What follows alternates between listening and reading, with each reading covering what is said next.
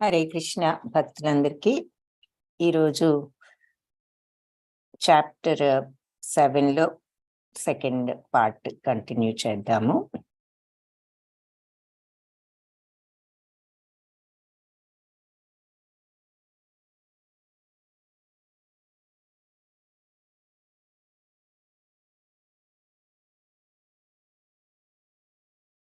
జ్ఞాన విజ్ఞాన యోగంలో రెండో భాగం ఈరోజు చూద్దాము. ఓం అజ్ఞానతిమిరాంధస్య జ్ఞానాంజనశలాకయా చక్షురున్మిళితం యేన తస్మై శ్రీ గురవే నమః. నమో ఓం విష్ణుపాదాయ కృష్ణ ప్రేష్ఠాయ భూతలే శ్రీమతే భక్తివేదాంత స్వామి ఇతి నామినే. నమస్తే సారస్వతీ దేవి గౌరవాణి ప్రచారిణే నిర్విశేష శూన్యవాది పాశ్చాత్య దేశధారిణే. హే కృష్ణ కరుణా సింధో దీనబంధో జగత్పతే గోపేశ గోపిక కాంత రాధా కాంత నమోస్తుతే.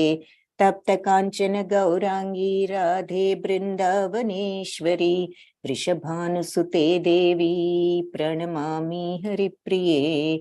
జయ శ్రీ కృష్ణ చైతన్య ప్రభు నిత్యానంద శ్రీ అద్వైత గదాధర శ్రీవాసాది గౌర భక్త బృంద. హరే కృష్ణ కృష్ణ కృష్ణ హరే హరే, హరే రామ రామ రామ హరే హరే. హరే కృష్ణ భక్తులందరికీ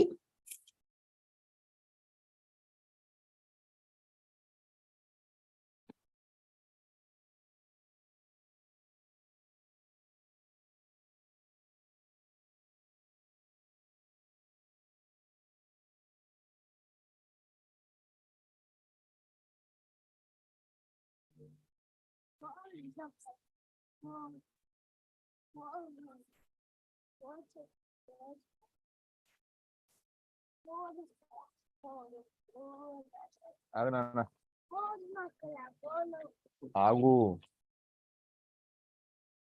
నానా మాట్లాడి. ఓకే, హరే కృష్ణ. సో మీ ఫ్రెండ్స్ ఎవరైనా ఉంటే క్లాస్ స్టార్ట్ అయిందని దయచేసి మెసేజ్ ఇవ్వచ్చు మీరు. సో మనకు కొంచెం పార్టిసిపేషన్ ఇంకా మెంబర్స్ తక్కువగా ఉన్నట్లున్నారు. సో ఎవరైనా రావాలనుకునే వాళ్ళు ఉంటే జాయిన్ అవ్వచ్చు. సో 7వ అధ్యాయం నిన్న మనం సగం చూసాము. ఈరోజు మిగతా సగం కంప్లీట్ చేద్దాము. నిన్న 15 శ్లోకాస్ కంప్లీట్ చేసాము. ఈరోజు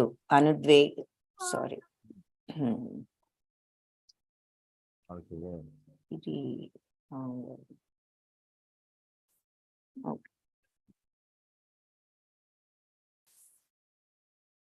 సో నమాం దుష్కృతినో మూఢ ప్రపద్యంతే నరాధమ. ఇది చూసాం. 4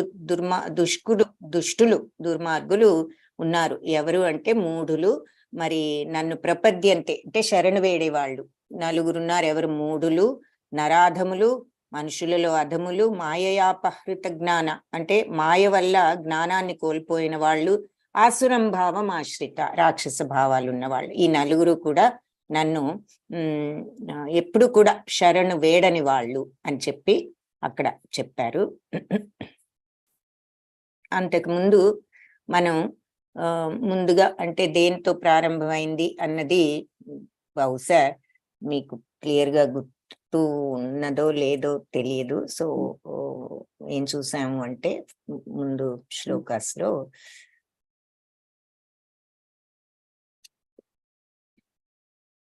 మరి నన్ను ఎవరైతే ఆసక్తితో మనస్సు నా మీద ఉంచి ఆ యోగంలో ఆశ్రయులై ఉంటారో వాళ్ళు ఏ రకంగా కంప్లీట్ గా నన్ను అర్థం చేసుకుంటారో చెప్తాను విను అని అనడము. ఆ తర్వాత మరి విజ్ఞానంతో సహా నీకు ఏమీ మిగలకుండా ఈ జ్ఞానం అంతా నీకు చెప్తాను. ఈ జ్ఞానాన్ని తెలుసుకున్న తర్వాత ఇక నువ్వు తెలుసుకోవాల్సిన విషయం ఏదీ లేదు అని చెప్తారు. ఇది భక్తి యోగంలో ఫస్ట్ చాప్టర్ అని గుర్తుంచుకోండి. 7th chapter. సరే మనుష్యాణం సహస్రేషు కశ్చిత్ యతతి సిద్ధయ్య అంటే వేలాది మందిలో ఎవరో కొంతమంది మాత్రం సిద్ధత్వాన్ని పొందుతారు. ఆ పొందిన సిద్ధత్వం పొందిన వాళ్ళలో కూడా ఎవరో ఒక్కరే నన్ను నిజంగా అర్థం చేసుకుంటారు అని చెప్పారు. మరి అగ్ని తర్వాత ఆయన యొక్క శక్తి ఏది, పంచభూతాలు ప్లస్ మనసు, బుద్ధి, అహంకారం, ఈ 8 కూడా నా యొక్క భిన్న ప్రకృతులే, నా యొక్క భిన్న శక్తులే అని చెప్పి, వీటికంటే కూడా ఉన్నతమైన శక్తి ఇంకొకటి ఉన్నది. అది ఏమిటంటే సమస్తాన్ని వ్యాపించి ఉన్న నా యొక్క చైతన్యం. మరి ప్రతి ఒక్క దానిలో ఈ ప్రపంచంలో ఒక ఆకారం అంటూ ఉన్నదంటే పంచభూతాలతో తయారైంది, అది భగవత్ శక్తి అని చెప్పుకున్నాము. అన్నిట్లో చరా అచర కదలని వాటిలో కూడా భగవంతుడు ఉన్నాడు. జంతువులు ఏమిటి, పక్షిలో ఏమిటి, మనిషిలో ఏమిటి, చేపలో ఏమిటి, చెట్టులో ఏమిటి, పుట్టలో ఏమిటి, గుట్టలో ఏమిటి, అన్నిట్లో కూడా మా ఆత్మ ఉన్నది. ఆ సర్వత్రా వ్యాపించి ఉన్న భగవత్ చైతన్యం, ఆయన ఆత్మ అందరిలోనూ ఆయన అంశ ఉన్నది. అది ఇంకా ఉన్నతమైనటువంటి ఎనర్జీ అని చెప్పారు. కానీ మరి ఈ 2 జీవులకు ప్రతిదానికి ఫామ్ ఇలా ఈ రెండు ఎనర్జీసే కారణం అని చెప్పి కూడా చెప్తున్నారనమాట. సో భౌతికము ఆధ్యాత్మికమైన సర్వానికి మూలాన్ని, ప్రళయాన్ని నేను అంటే బయట ఉన్నదానికి లోపల ఉన్నదానికని బాహ్య మీనింగ్.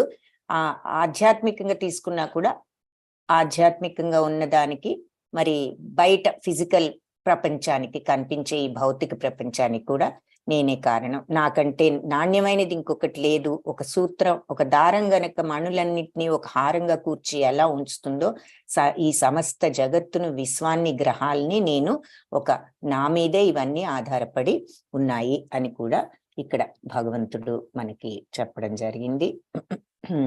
అది ఇక్కడ ఈ గ్రహాలన్నీ కూడా భగవంతుడి ఆధారంగా, ఒక దారం ఎలా అయితే ఈ ముత్యాలన్నిటినీ కూడా ఆధారంగా ఉంచుతోందో, ఈ భగవత్ ఆధారంగా ఈ విశ్వమంతా ఇలా నడుస్తోంది అన్నది కూడా చూసాము.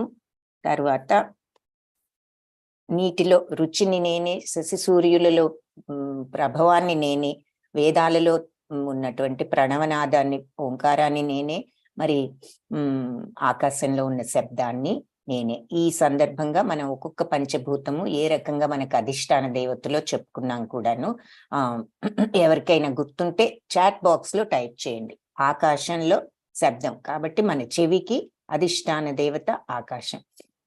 అలా ఏ పంచభూతం ఏ శక్తి ఇస్తోందో చెప్తే చాలు. ఆకాశం శబ్దం. అలాగే నెక్స్ట్ది వాయువు ఏమిస్తోంది అంతవరకు చెప్తే చాలు. వాయువు ఇది. నెక్స్ట్ది అగ్ని ఏమిస్తోంది, ఎవరికైనా తెలిస్తే చాట్ బాక్స్ లో టైప్ చేయండి. తర్వాత ఈ భూమిలోనేమో సుగంధం ఉందని చెప్పాను. సో ఒకటి ఆన్సర్ చెప్తున్నాను. సో భూమి సుగంధం అంటే వాసన ఉన్నది కాబట్టి అది ముక్కుకు వాసనా శక్తినిచ్చేది భూమి. అగ్నిలో ఉష్ణం, వేడినిస్తోంది. సో అది కాకుండా రూపాన్ని, కంటికి కనిపిస్తోంది. సో అగ్ని కంటికి. సో జీవులలో ప్రాణాన్ని, తపస్సులలో తపస్సుని నేనే అని చెప్తున్నారు. మరి సర్వభూతాలలో బీజాన్ని నేనే, ఈ అన్ని జీవరాశులకు సోర్స్ బీజాన్ని ఇచ్చింది నేనే. ఆ తర్వాత బుద్ధిమంతుల్లో బుద్ధిని, శక్తిమంతులలో శక్తిని, తేజస్వులలో తేజస్విని నేను అంటూ భగవంతుడు ఇంకా తన యొక్క శక్తిని గురించి వివరిస్తూ, బలవంతులలో బలాన్ని, కామరాగ వివర్జితం అంటే ఈ బలం అనేది కామరాగ వివర్జితంగా ఉండాలి. అందుకని కామరాగ వివర్జితమైన బలాన్ని నేను, ధర్మ నియమాలకు విరుద్ధంగాని సంభోగాన్ని అంటూ చెప్పారు. ఆ తర్వాత సత్వరజస్తమో గుణానికి సంబంధించిన ఈ భావాలన్నీ కూడా నా శక్తే. అంటే ఈ సత్వరజస్తమో గుణాలు నా శక్తే. ఒక విధంగా నేను స్వతంత్రుడనై సర్వము నేనైనా నేను స్వతంత్రుడను. అంతటా నేనున్న ఈ సత్వరజస్తమో గుణాలు కూడా నాలోవే. కానీ ఈ ప్రకృతి త్రిగుణాలు నేను వాటికి లోబడి లేను. అంతటా నేనున్నా కూడా నేను వాటన్నిటికీ లోబడి లేను అని చెప్తున్నారు. రజనీ మాతాజీ వాయువు ముక్కు, చర్మము, వాయువు స్పర్శ. సో అందుకని స్పర్శ దేనికి వస్తుంది? మన స్కిన్కి వస్తుంది. సో చర్మానికి స్పర్శ జ్ఞానం ఇచ్చేది వాయువు. అగ్ని కంటికి, వెరీ గుడ్, ఓకే, అది కరెక్టే. వాయువు స్పర్శ, very good Geeta Mataji, correct, okay. So ఇంకా అన్ని వాయువేమో స్పర్శ జ్ఞానాన్ని ఇచ్చేది, మరి అగ్ని కంటికి రూపాన్ని తెలియజేసేది, వాసన భూమి, రస వాటర్ లో టేస్ట్ నేనే అని చెప్తున్నారు కదా, సో ఆ నోటికి రుచి అందించేది ఇక్కడ రసోహమప్సు, మరి నీటిలో రుచిని నేనే, సూర్యచంద్రుల్లో కాంతిని, ఇవన్నీ చెప్పారు. ఓకే, సో మనం అక్కడ అంతవరకు ఇవన్నీ చూసాము. సో ఇక్కడ జలం, ఇవన్నీ కొన్ని విషయాలు భగవంతుడు చెప్పింది ఇక్కడ చూస్తున్నాం అన్నమాట.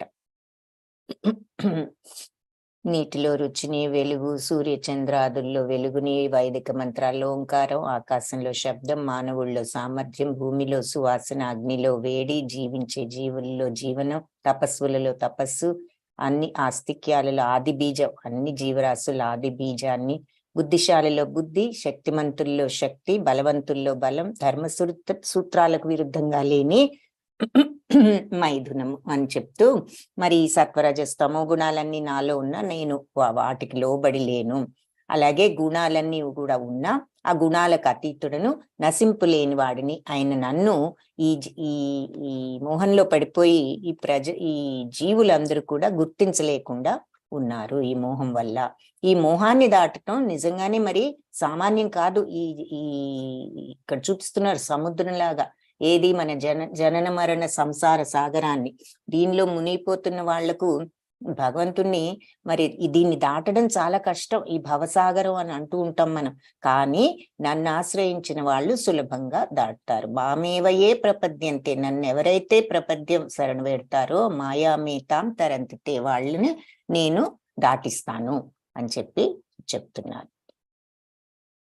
ఆ తర్వాత నలుగురు ఇలాంటి మూఢులు, నరాధములు, మాయతో జ్ఞానాన్ని కోల్పోయిన వాళ్ళు, ఆసుర భావం ఉన్న వాళ్ళు, రాక్షసులు నన్ను పొందలేరు అని చెప్పి, ఈ నలుగురు రకాల వాళ్ళు నన్ను పొందలేరని చెప్పి నెక్స్ట్ శ్లోకంలో చతుర్విధ భజంతే మాం జన సుకృతినో అర్జున, ఆర్తో జిజ్ఞాసురర్థార్థి జ్ఞాని చ భరతర్షభ.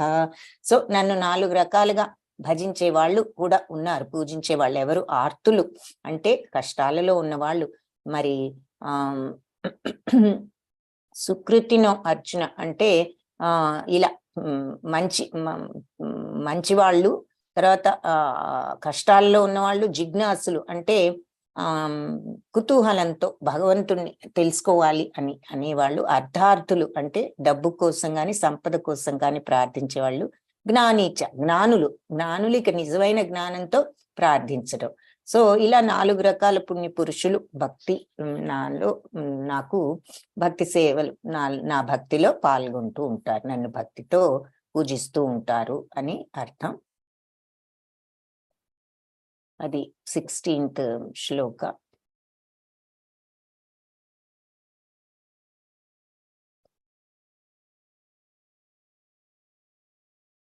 ఓకే, సో పుణ్యాత్ములు 4 రకాలు, మా చతుర్విధ భజంతే మా 4 రకాల వాళ్ళు నన్ను పూజిస్తారు. జనులు 4 రకాల జనులు వాళ్ళు. సుకృతులు అంటే పుణ్యాత్ములు అని చెప్తున్నారు. దుష్కృతులు అంటే దుర్మార్గులు అని. సో వాళ్ళు 4 ఎవరంటే ఇలా ఆర్తులు, కష్టాల్లో ఉన్నవాళ్ళు, ఏదైనా సంపద కావాల్సిన వాళ్ళు, జిజ్ఞాసు ఉన్నవాళ్ళు, పరతత్వ జ్ఞానం కోసం అన్వేషించే వాళ్ళు, ఈ జ్ఞానులు వీళ్ళంతా నన్ను భక్తితో పూజిస్తారు అని చెప్పారు. మనం ఇక్కడ ఎగ్జాంపుల్స్ కూడా చూసాం. ఆర్తులు బాధల్లో ఉన్న వాళ్ళంటే ద్రౌపది దేవి, తర్వాత మరి గజేంద్రుడు, ఆ తర్వాత వకులాదేవి వ్యాస మహర్షి భార్య, ఆ సుఖదేవ మహాముని వాళ్ళ పుత్రుడు. ఆయన ఎంతసే ఈ ప్రపంచంలోకి వచ్చి మాయలో పడ్డం ఇష్టం లేక రాకపోతే వాళ్ళు భగవంతుని ప్రార్థిస్తే ఆయన వచ్చి నిన్ను మాయకు గురి చేయకుండా నేను కాపాడుతానని చెప్పిన తర్వాత ఆవిడకి ఆయన పుట్టడం జరుగుతుంది.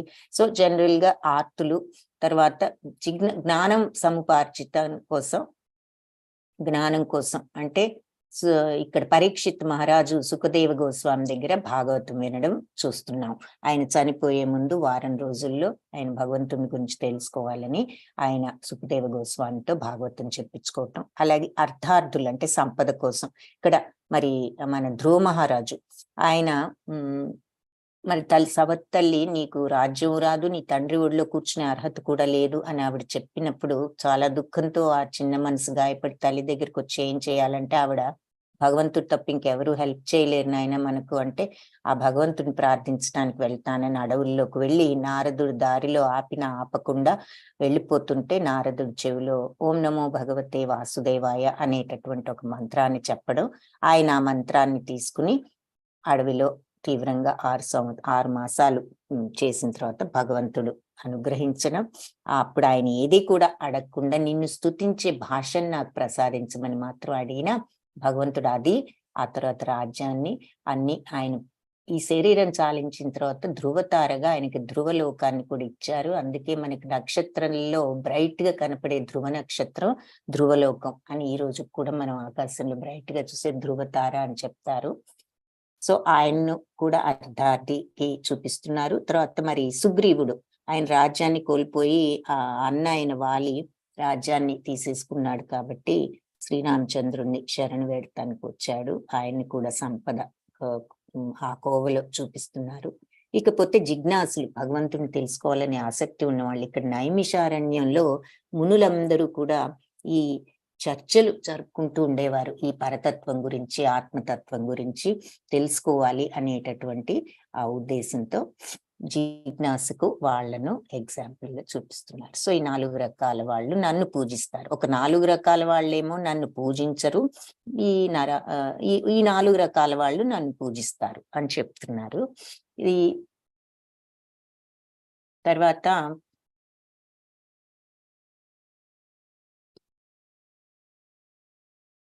తేషాం జ్ఞాని నిత్యాయుక్త ఏక భక్తిర్విశిష్యతే ప్రియో హి జ్ఞానినోత్యర్థ మహం సచా మమ ప్రియ. సో ఈ 4గురిలో కూడా జ్ఞాని నన్ను భక్తితో పూజించే జ్ఞాని ఎక్కువ విశిష్టమైన వాడు. నిత్యము ఈ జ్ఞాని నిత్యము భక్తిలో యుక్తుడై ఉండే జ్ఞాని ఎక్కువ విశిష్టుడు. ప్రియో హి జ్ఞానినోత్యర్థ అటువంటి జ్ఞాని నాకు ప్రియుడు.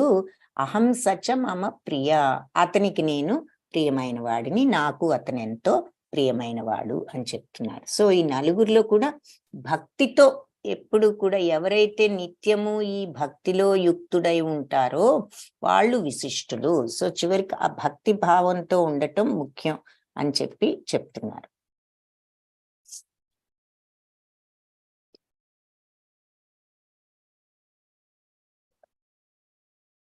ఓకే, సో అది హరే కృష్ణ. జ్యోతి మాతాజీ మీరు చదవండి, చదువుతారా మాతాజీ? హరే కృష్ణ మాతాజీ. హరే కృష్ణ మాతాజీ చదవండి. ఆర్తుడు భాష్యం. ఆర్తుడు జిజ్ఞాసుడు అర్థార్థి దివ్య జ్ఞానమును సముపార్జించగోరు జ్ఞాని అనువారలు విషయ కోరికల నుండి విడివడినప్పుడు శుద్ధ భక్తులు కాగలరు. వీరిలో పరతత్వ జ్ఞానమును కలిగి సర్వ విషయ కోరికల నుండి ముక్తుడైన వాడు శ్రీకృష్ణ భగవానుని నిజమైన భక్తుడు కాగలరు. ఇటు సుకృతులైన 4గురిలో సంపూర్ణ జ్ఞానవంతుడై ఉండి అదే సమయంలో భక్తియుక్త సేవలో నియుక్తుడై ఉండేవాడు అత్యుత్తముడని శ్రీకృష్ణ భగవానుడు తెలుపుచున్నాడు. జ్ఞానమును అన్వేషించువాడు తనను దేహము కన్నను అన్యునిగా తెలుసుకొని మరింత పురోగతి పొందిన పిదప నిరాకార బ్రహ్మానుభూతిని మరియు పరమాత్మానుభవమును పొందును. అతడు పూర్ణముగా పవిత్రుడైనప్పుడు తన నిజ స్థితి శ్రీకృష్ణ భగవానుని దాసత్వమే అనే విషయమును అవగతము చేసుకొనగలడు. అనగా శుద్ధ భక్తుల సాంగత్యంలో జిజ్ఞాసుడు, అర్థుడు, అర్థార్థి, జ్ఞాని అనువారలు క్రమముగా పవిత్రుడు కాగలరు. కానీ ప్రయత్న దశలో శ్రీకృష్ణ భగవానుని గూర్చిన జ్ఞానమును కలిగి ఉండి అదే సమయం నా సేవను సైతము గూర్చువాడు ఆ భగవానునికి మిక్కిలి ప్రియతముడు కాగలడు. భగవానుని దివ్యమగు శుద్ధ జ్ఞానం నందు నెలకొనిన నాడు భక్తిచే రక్షితుడయుండి భౌతిక కల్మషములచే ఎన్నడును అంటబడకుండును. హరే కృష్ణ. హరే కృష్ణ మాతాజీ, ధన్యవాదాలు. కాబట్టి ఈ నలుగురిలో కూడా ఎవరైతే ఈ భక్తిలో ఉంటారో వాళ్ళు ఉత్తములు. వాళ్ళు జ్ఞానాన్ని అన్వేషిస్తూ కూడా వాళ్ళ చివరికి ఈ సంపూర్ణంగా పవిత్రులయ్యి ఈ రకంగా శరణాగతి తత్వంలోకి వచ్చిన వాళ్ళు భగవంతుణ్ణి అర్థం చేసుకోగలరు. కాబట్టి ఈ శుద్ధ భక్తుల సాంగత్యంలో మరి జిజ్ఞాసుడు, ఆర్ధుడు, అర్థార్థి, జ్ఞాని ఇలాంటి వాళ్ళందరూ కూడా క్రమంగా పవిత్రులు కాగలరు. సో వీళ్ళంతా డిఫరెంట్ రీజన్స్ కి భగవంతుని ప్రార్థిస్తున్నారు కదా. మరి అర్థార్థులు, జిజ్ఞాస గాని, మరి జ్ఞానులు కానీ ఈ ఏ కారణంతో వచ్చినా ఇలాంటి శుద్ధ భక్తుల సాంగత్యంలోకి వచ్చేసేసరికి వీళ్ళంతా కూడా ఇంకా పవిత్రులు అయ్యి భగవంతుడి కోసమే అనేటటువంటి దాంట్లోకి వస్తారు, భక్తిలోకి అని చెప్తూ. కానీ ప్రయత్న దశలో మిగిలిన ఫస్ట్ ప్రారంభ దశలో భగవంతుని గురించిన జ్ఞానం ఉంటే అదే సమయంలో ఆ భక్తి కూడా ఉన్నవాడికి భగవంతుడు మిక్కిలి ప్రియతముడు కాగలడు. సో మొదటి నుంచి ఆ విశ్వాసము, ఆ భక్తితో స్టార్ట్ చేస్తే రీజన్ ఎలా ఉన్నా అది క్రమంగా ఆ భగవంతుడికి ప్రియుడు కాగలడు. భగవంతుడి దివ్య శుద్ధ జ్ఞానంలో ఎవరైతే నెలకొంటారో భక్తిచే రక్షితులై వాళ్ళు భౌతిక కల్మషములతో ఎన్నడును అంటపడకుండును అని చెప్తున్నారు. ఉదార సర్వ ఏవైతే జ్ఞానిత్వాత్మైవ మే మతం అస్థిత సహి యుక్తాత్మా మామేవాన్ ఉత్తమాం గతి. కాబట్టి ఉదారులు అందరూ కూడా నిశ్చయంగా వాళ్ళు ఈ భక్తులందరూ కూడా నిస్సందేహంగా ఉదారులే.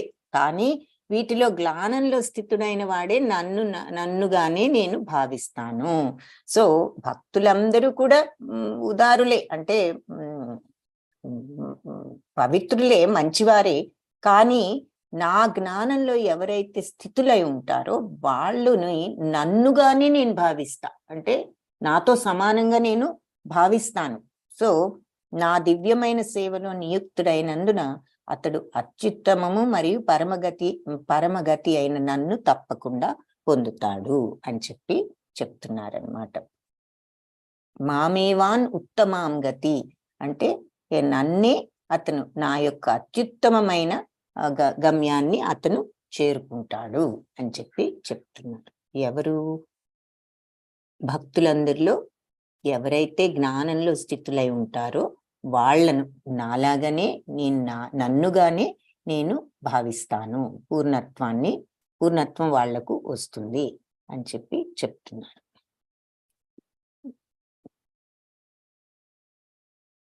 వసంత మాతాజీ మీరు చదువుతారా ఇది? మాతాజీ హరే కృష్ణ.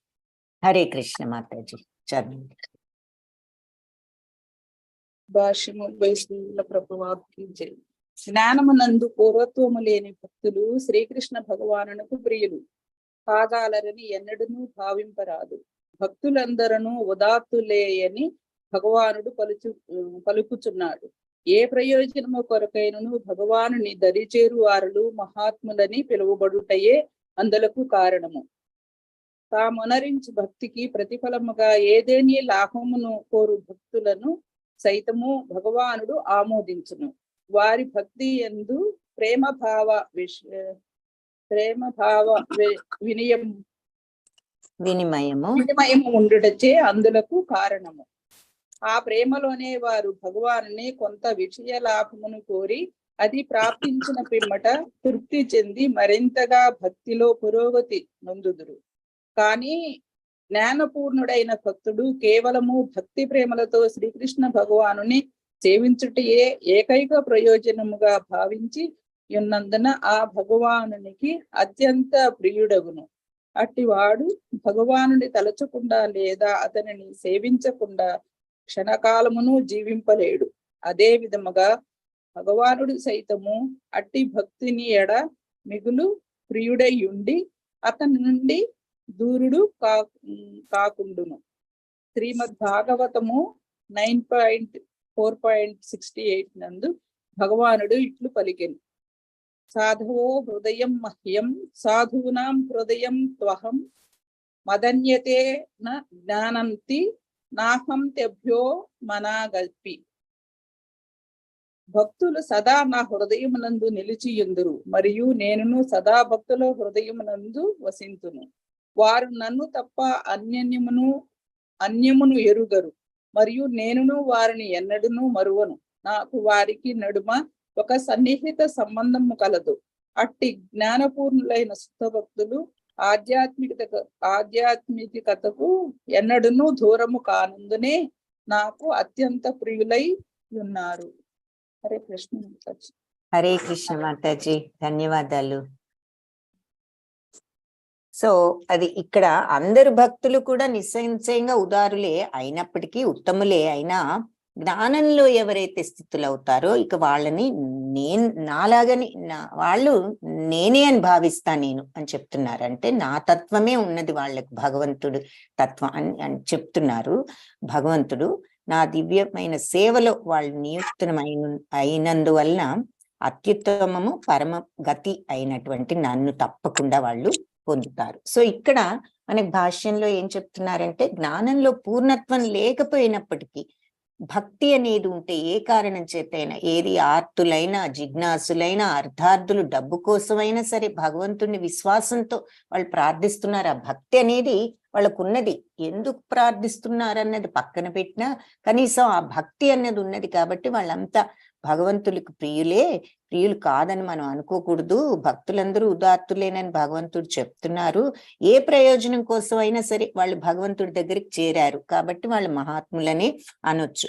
అయితే వీళ్ళల్లో మరి భగవంతుడి ప్రేమనే కోరి ఎవరైతే ఆ ప్రేమలోనే భగవానుడి కోసం విషయ లాభాన్ని కోరి అది ప్రాప్తించిన పిమ్మటి తృప్తి చెంది ఇంకా భక్తిలో ఇంకా పురోగతి చెందుతారు. సపోజింగ్ ఏదైనా కోరిక కోసం చేశారనుకోండి, తీరింది, భక్తితో ప్రార్థించారు, కోరిక తీరితే భగవంతుడు తీర్చారని ఇంకా ఆ భక్తి పెంచుకుంటారు అని చెప్తున్నారు. అలా భగవంతుడు వాళ్లకు ప్రోగ్రెస్ కి దారి చూపిస్తారు. కానీ మామూలుగా జ్ఞానపూర్ణుడైన భక్తుడు, ఇక కంప్లీట్ జ్ఞానం ఉన్న భక్తుడైతే కేవలం భక్తి ప్రేమలతోనే భగవంతుడిని ప్రేమిస్తాడు, సేవిస్తాడు. ఏకైక ప్రయోజనం ఏమిటి అంటే భగవంతుడి మీద ఆ ప్రేమే. అతనికి కావాల్సింది ఏది ఈ భౌతిక సంబంధించిన కోరిక లేదు. అతను భగవంతుడిని దేనికి సేవిస్తున్నాడు అంటే ప్రేమతో భక్తితో సేవిస్తున్నాడు, వేరే కారణం ఏమీ లేదు. అతను ఉన్నతమైన అత్యంత ప్రియుడు భగవంతుడికి అని చెప్తున్నారనమాట.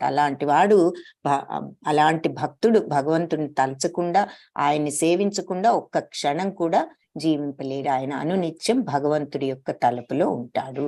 అలాగే భగవంతుడు కూడా అలాంటి భక్తుడిని పట్ల మిగుల ప్రియుడై ఉంటాడు. అతనికి దూరం కాకుండా ఎప్పుడు అతని దగ్గరే ఉంటాడు. అంటే ఆ భక్తుడికి ఆ భగవత్ తత్వం అలా కాంటాక్ట్ వచ్చింది. కంప్లీట్ యోగా భగవంతుడితో కాన్స్టెంట్ టచ్ లో ఉన్నాడు అని చెప్పి. సో భాగవతంలో కూడా అందుకే భక్తులు నా హృదయంలో నిలిచి ఉంటారు, ఈ నిజమైన భక్తులు, నేను కూడా ఈ భక్తుల హృదయాల్లో ఉంటాను. ఇది మనం భగవద్గీతలో కూడా చూసాం. సో ఎవరికైతే మనస్సులో నిత్యము భగవంతుడు ఉంటారో మరి వాళ్ళు నిత్యము భగవంతుడితో కాంటాక్ట్ లో ఉంటారు. కాబట్టి వాళ్ళ మనసులో ఆయన ఉన్నారు, ఆయన మనసులో వీళ్ళు ఉన్నారు. నన్ను తప్ప ఇక వాళ్ళకి వేరేది తెలియదు, నేను కూడా వాళ్ళని అందుకని ఎప్పుడు మరువను. నాకు వారికి ఈ సన్నిహిత సంబంధం, ఆ యోగా కనెక్షన్ ఉన్నది అని చెప్పి ఇక్కడ ఈ భాగవతంలో మాటలకు అర్థం. ఇలాంటి జ్ఞానపూర్ణులైన శుద్ధ భక్తులు ఎప్పుడు కూడా ఆధ్యాత్మికతకి ఎప్పుడు దూరం కారు. కాబట్టే వాళ్ళు నాకు అత్యంత ప్రియులు. అంటే మరి భగవంతుడికి దగ్గరగా ఉన్నారు. బహూనాం జన్మనామంతే జ్ఞానవాన్ మాం ప్రపద్యతే వాసుదేవ సర్వమితి సమహాత్మా సుదుర్లభః. సో బహునాం జన్మనామంతే, ఎన్నో జన్మల అనంతరం జ్ఞానులు మాం ప్రపద్యతే, నన్ను శరణు వేడుతారు. ఏమని? వాసుదేవ సర్వమితి, వాసుదేవుడే సర్వమని. అలాంటి అతను అలాంటి వాడు మహాత్ములు సుదుర్లభం, చాలా కష్టం, మిక్కిలి అరుదు, ఎక్కడో ఒకళ్ళు ఉంటారు అని చెప్తున్నారు. సో జ్ఞానవంతుడైన వాళ్ళు బహుజన్మ మృత్యుల తరువాత నన్నే సర్వకారణానికి కారణున్నని, సమస్తము నేనేనని తెలుసుకుని నన్ను శరణు వేడతారు. ఏది ఎన్నో జన్మల తర్వాత వాళ్ళు ఇది జ్ఞానవంతులై, అట్టి మహాత్ములు అతి దుర్లభులు అని చెప్తున్నారు. ఎక్కడో ఒకళ్ళు ఉంటారు.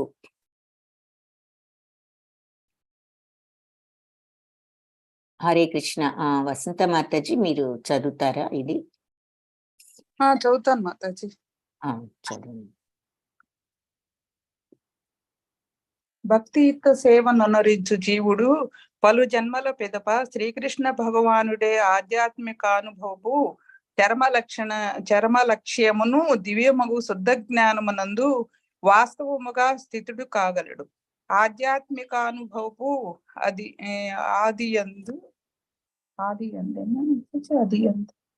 ఆదియందు మనుజుడు భౌతిక సంపర్కంను భౌతిక సంపర్కమును తొలగించుకుని యత్నము చేయునప్పుడు కొంత నిరాకార భావం వైపునకు మొగ్గు చూపట జరుగును. కానీ అతడు తన యత్నములో పురోభివృద్ధి నందినప్పుడు ఆధ్యాత్మిక జీవనము పెక్కు కర్మల గలవనియు అవియే భక్తియుత సేవా కార్యములనియు అవగతము చేసుకొనును. ఆ విధముగా అతడు తెలుసుకొని శ్రీకృష్ణ భగవానుని ఎడ ఆకర్షితుడై అతనిని శరణు చొచ్చును. అట్టి సమయముననే మనుజుడు శ్రీకృష్ణ భగవానుని కరుణయ్యే సర్వస్వమనియు అతడే సర్వకారణములకు కారణమనియు విషయము అతని నుండి స్వతంత్రమై ఉండదనియు అవగాహన చేసుకొనును. ఈ జగత్తు ఆధ్యాత్మిక వైవిధ్యము స్క్రోల్ చేయరా మాతాజీ.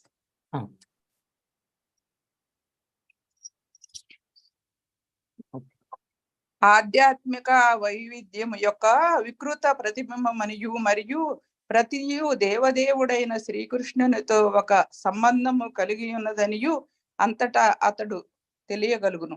ఆ విధముగా అతడు ప్రతి దానిని వాసుదేవ పరముగా లేదా కృష్ణ పరముగా కాంచును. అట్టి విశ్వాత్మకు వాసుదేవ దృష్టి శ్రీకృష్ణ భగవానుని శరణు పొందుటయే ఉత్తమోత్తమ గమ్యమనడి భావనకు చేర్చగలదు. కానీ అట్టి శరణాగతులైన మహాత్ములు అతి అరుదుగా నుందురు. ఈ శ్లోకమనందలి భావమును శ్వేతాసుత ఉపనిషత్తులోని తృతీయ అధ్యాయమునందలి 14.15 శ్లోకములు చక్కగా ఇట్లు వివరించుచున్నవి. సహస్ర శీర్ష పురుష సహస్రాక్ష సహస్రపాత్ నా భూమిం విశ్వతో వృత్యాత్యతిష్టగుణం పురుష ఏ వేదం సర్వం యద్భుతం యచ్చ భవ్యం ఉతామృతత్వసేనో యదాన్నే నోతిరోహతి నవై వాచో న చక్షుంషి నా శ్రోత్రాణి నా మానాంసి చక్షతే ప్రాణ ఇతి ఏవాచక్షతే ప్రాణో హే వైతాని సర్వాణి భవంతి. జీవి దేహములో వాక్శక్తి గాని దృశ్య శక్తి గాని శ్రవణ శక్తి గాని లేదా ఆలోచన శక్తి గాని ముఖ్యములు గాక వాటికి కారణమైన ప్రాణమే అత్యంత ముఖ్యమై ఉన్నది అని చాందోక్య ఉపనిషత్తు 5.1.15 నందు తెలుపబడినది. అదే విధముగా వాసుదేవుడు అనగా శ్రీకృష్ణ భగవానుడు సర్వమునకు మూలమై ఉన్నాడు. దేహమునందు వాక్శక్తి దృశ్యశక్తి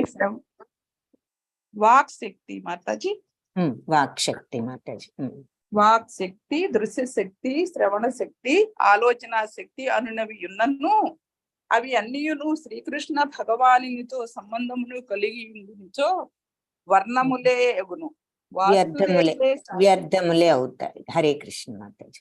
సంబంధం కలిగి ఉండనిచో వ్యర్థములే ఎగును. వాసుదేవుడే సర్వవ్యాపి మరియు సమస్తమై ఉన్నందున సంపూర్ణ జ్ఞానముతో భక్తుడు అతనికి శరణము నొందును. భగవద్గీత 7.117 మరియు 11.40. Very good. హరే కృష్ణ. అయిపోయింది మాతాజీ. హరే కృష్ణ హరే మాతాజీ. కృష్ణ. ధన్యవాదాలు మాతాజీ. హరే కృష్ణ. సో అది ఇక్కడ మనం ఎన్నో జన్మల తరువాత మరి ఆ జ్ఞానంతో నన్ను శరణుజొచ్చి చివరికి నేనే సమస్తం అని తెలుసుకుని అంటే భగవంతుణ్ణి కంప్లీట్ గా శరణు వేయటానికి కూడా అంత జ్ఞానం అవసరం అన్నమాట. ఎన్నో జన్మ మృత్యుల తరువాత కారణాన్ని నేనే సమస్తం అని తెలుసుకుని నన్ను శరణుజొచ్చుతాడు జ్ఞానవంతుడు. అలాంటి మహాత్ములు అతి దుర్లభులు అని చెప్తున్నారు. సో శరణు వేయటటువంటి మనందరం ప్రార్థించి ఇప్పుడు ఇక్కడ భక్తుల్లో రకాలను కూడా చూసాం కదా. కంప్లీట్ గా భగవంతుడు ఏది ఇచ్చినా ఇంకా ఆయన ఇష్టం ఏది జరిగినా అనేటటువంటి శరణాగతి తత్వంలో నిజంగా రాగలగటం, అది అలాంటి శరణాగతి తత్వం రావటం. అలాంటి మహాత్ములు అతి దుర్లభులు అని చెప్తున్నారు.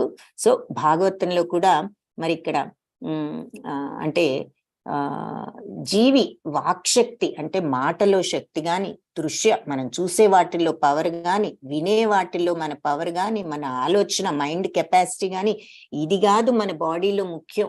మనం చూడగలం, మాట్లాడగలం, వినగలం, ఆలోచించగలం, డెసిషన్స్ ఎన్నో, మన మైండ్ చాలా తెలియగలదవ్వచ్చు, ఎన్నో విషయాలు గ్రహించవచ్చు, తెలుసుకోవచ్చు. కానీ ఇది కాదు ముఖ్యం. వాటికి కారణమైన ప్రాణమే అత్యంత ముఖ్యం, లోపలున్న ఆత్మ అని ఛాందోగ్యోపనిషత్తు చెప్పిందని చెప్తున్నారు. అలాగే భగవంతుడు కూడా మరి సర్వానికి మూలమై భగవంతుడు ఉన్నాడు. మరి దేహంలో వాక్శక్తి, దృశ్య శక్తి, శ్రవణ శక్తి, ఆలోచన శక్తి ఇవన్నీ ఉన్నా కూడా ఇవి భగవంతుడితో కనెక్షన్ లేనప్పుడు ఇంకా అవన్నీ వేస్టే కదా అని అంటున్నారు. వాసుదేవుడే సర్వవ్యాపి, మరి సమస్తము ఆయనే అయినప్పుడు ఈ సంపూర్ణ జ్ఞానంలో ఉన్న భక్తుడు అతనికి శరణు పొందుతారు అని 7.17లోను చూసాం. 11.40లో కూడా భగవంతుడు చెప్పడం జరుగుతుంది. ఇది 7.17 మనం ఇప్పుడు ఇందాక చూసింది. ఏది ఇది 7th దాంట్లోనే ఉన్నాం. తేషాం జ్ఞాని నిత్యయుక్త ఏకభక్తిర్ విశిష్యతే. సో వీరిలో కూడా ఈ జ్ఞానుల్లో వీళ్ళు కూడా ఎవరైతే ఎప్పుడు భక్తితో ఉంటారో ఆ జ్ఞాని వాళ్ళు ఉత్తములు అని చెప్తున్నారు కదా. వీరిలో సంపూర్ణ జ్ఞానం కలిగి భక్తిలో నియుక్తుడై ఉండేవాడు అత్యంత ఉత్తముడు. అంటే అన్ని తెలిసిన, ఎంత తెలివితేటలున్నా, కళ్ళు, చెవులు, ఆలోచన శక్తి, మెదడు అన్ని పనిచేస్తున్నాయి బ్రహ్మాండంగా, ఎంతో తెలివిగల వాళ్ళు. భగవంతుడితో కనెక్షన్ లేక ఇంకా ఉపయోగం ఏముంది? కాబట్టి ఎవరైతే ఈ జ్ఞానులు కూడా భక్తితో భగవంతుడితో ఈ కనెక్షన్ లో ఉంటారో వాళ్ళు ఉత్తములు. అలాగే వాళ్లకు నేనెంతో ప్రియమైన వాడిని, నాకు కూడా వాళ్ళు అంతే మిక్కిలి ప్రియమైన వాళ్ళు అని చెప్తున్నారు. అదే ఇక్కడ 7.17 శ్లోక అదనమాట. సో అదే ఇక్కడ చెప్పారు. వాసుదేవుడే సర్వవ్యాప్తి సమస్తమై ఉన్నందున వాళ్ళు సంపూర్ణ జ్ఞానంతో భక్తుడు అతనికి శరణు వేడతాడు. మనం ఏదో ఎంతో తెలియగల వాళ్ళమని మనం అనుకోవడం కాదు, కానీ భగవంతుడే కంప్లీట్ గా ఇదంతా ఇచ్చినది, ఆయనే సమస్తం అనేటటువంటి ఒక నిగర్వంతో, వాళ్ళ అహంకారం లేకుండా కంప్లీట్ గా అంత తెలిసినా కూడా వాళ్ళు భగవంతుడికి అలా శరణాగతత్వంతో ఉంటారు. అది అలాంటి భక్తుడు నాకు ప్రియుడు అని ఆయన చెప్పింది అర్థమవుతాయి. కామైస్తైస్తైర్హృతజ్ఞానా ప్రపద్యంతేన్యదేవతాః తం తం నియమమాస్థాయ ప్రకృత్యా నియతా స్వయా. విషయ కోరికలచే జ్ఞానం కోల్పోయిన వాళ్ళు. విషయ కోరికలు అంటే ఏమిటి? ఈ భౌతిక ప్రపంచంలో ఇంకా దీనికి కనెక్టెడ్ గా మనందరికీ భౌతిక ప్రపంచం కనెక్టెడ్ కోరికలే కదా. ఆధ్యాత్మికం మీద పెద్ద కోరిక మనకు తక్కువ. సో ఈ విషయ కోరికలు కూడా మన అవసరాలకు తగ్గ కోరికలతోనే ఉంటున్నామా? లేదు. ఇంకా అవసరం లేకపోయినా కూడా అవి కావాలి ఇవి కావాలనుకుంటున్నాం. ఇప్పుడు ఉన్న పరిస్థితుల్లో మనకి లైఫ్ బాగానే జరుగుతోంది, కానీ ఇంతటితో మనం ఆగట్లేదే. ఇంకా అది కావాలి, ఇంకా ఇది కావాలంటూ ఇంకా ఈ తాపత్రయంతో ఉంటున్నాం. కాబట్టి విషయ కోరికలతో మన జ్ఞానం, మనకి ఎంతసేపు మన దృష్టి అంతా ఈ బాహ్య ప్రపంచము, ఈ కోరికలు, ఈ సుఖాల మీదే ఉన్నది. కానీ ఆధ్యాత్మిక అటు తిప్పి లోపలకు ఆత్మ వైపు గాని పరమాత్మ వైపు గాని అంతర్గతంగా లేదు. కాబట్టి ఈ విషయ కోరికలతో జ్ఞానాన్ని కోల్పోయి అపహరింపబడిన వారు ఇతర దేవతలకు శరణు నొంది తమ గుణాలను బట్టి ఆయా పూజా విధానాలను అనుసరిస్తూ ఉంటారు. సరే, వాన కావాలంటే వర్షం దేవుణ్ణి, ఇంకేదో కావాలంటే ఇంకేదో దేవుణ్ణి, ఇలా వాళ్ళు శరణు పొంది తమ గుణాలను బట్టి ఆయా పూజా విధానాలను అనుసరిస్తారు అని చెప్తున్నారు. అప్పుడు భగవంతుడు ఏమంటున్నారంటే, ఇది ఎవరైనా చదవదలుచుకుంటే చదవచ్చు. ప్రశాంతి మాతాజీ, హరే కృష్ణ, మీరు చదువుతారా మాతాజీ? ఇది హరే కృష్ణ మాతాజీ, చదువుతాను. హరే కృష్ణ, చదవండి మాతాజీ. భాష్యం దగ్గర నుంచి అండి. సమస్త భౌతిక కల్మషముల నుండి ముక్తులైన వారు శ్రీకృష్ణ భగవానుని శరణు వేడి అతని భక్తియుక్త సేవలో నియుక్తులగుదురు. భౌతిక సంస్కారము సంపూర్ణముగా క్షాళనము, భౌతిక సంపర్కం అంటే కనెక్షన్ అన్నమాట. ఈ మెటీరియల్ వరల్డ్, ఈ భౌతిక ప్రపంచంతో ఈ కాంటాక్ట్. భౌతిక సంపర్కము సంపూర్ణముగా క్షాళనము కానంత వరకు వారు అభక్తులుగానే పరిగణింపబడుదురు. విషయ కోరికలు కలిగియున్నను శ్రీకృష్ణ భగవానుని శరణుజొచ్చిన వారు బాహ్య ప్రకృతిచే ఆకర్షింపబడని వారే అగుదురు. ఏలయన వారు సరియైన గమ్యమునే దరిచేరి యున్నందున క్రమముగా కామము నుండి బయటపడగలరు. శుద్ధ భక్తుడై సర్వ విధములైన కోరికల నుండి ముక్తుడైనను లేదా సర్వ విధములైన విషయ కోరికలను పూర్ణముగా కలిగియున్నను లేదా భౌతిక సంపర్కము నుండి ముక్తిని వాంఛించుచున్నను మనుజుడు సర్వ విధముల వాసుదేవునికే శరణు పొంది అతనినే సేవించవలనని శ్రీమద్ భాగవతము 2.310 నందు ఉపదేశించబడినది.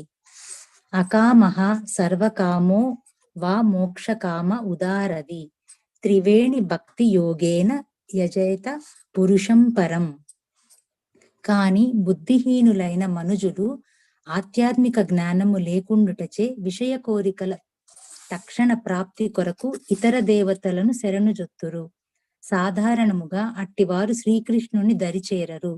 రజస్తమో గుణ భరితులయ్యున్నందున వారు వివిధ దేవతలను అర్పింతురు. ఆయా పూజా విధి విధానములందు అనుసరించుచు వారు సంతృప్తులయ్యుందురు. అట్టి దేవతారాధకులు అల్ప కోరికల యందే మగ్నులయ్యుండి పరమగమ్యమును ఎట్లు పొందవలెనను ఎరుగకుందురు. కాని శ్రీకృష్ణ భగవానుని భక్తులు మాత్రము ఆ విధముగా పెడమార్గమును పట్టరు. వేద శాస్త్రమునందు వివిధ ప్రయోజనములకై వివిధ దేవతారాధనమును ప్రతిపాదించబడి ఉన్నందున, ఉదాహరణకు రోగి అయిన వాడు సూర్యుని పూజించవలెను. కృష్ణ భక్తులు కాని వారు కొన్ని ప్రయోజనములకు భగవానుని కన్నను దేవతలే మేలని భావింతురు.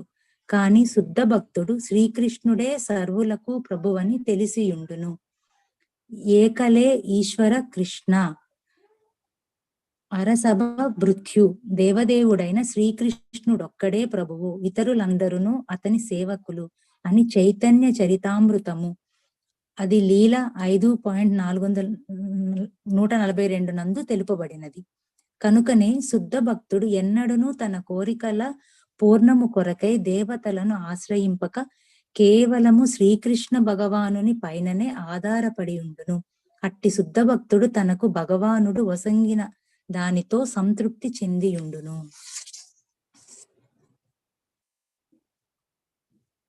హరే కృష్ణ మాతాజీ, పైకి వెళ్తారా? హరే కృష్ణ మాతాజీ, ధన్యవాదాలు మాతాజీ. ఇక్కడితో అయిపోయింది భాష్యం. ధన్యవాదాలు మాతాజీ. సో ఈ భౌతిక ప్రపంచ కోరికలతో మన జ్ఞానాన్ని కోల్పోయి ఏదో ఒక రకంగా మన కోరికలను తీర్చుకోవడానికి సరే దేవతలను ప్రార్థిస్తూ ఉంటాము. ఇందాక కొన్ని ఎగ్జాంపుల్స్ ఇచ్చారు. ఇక్కడ పాయింట్ ఏమిటి అంటే, కానీ అంటే శుద్ధ భక్తుడు ఈ భౌతిక ప్రపంచ కోరికల నుంచి విముక్తుడు అయినవాడు శుద్ధ భక్తుడు.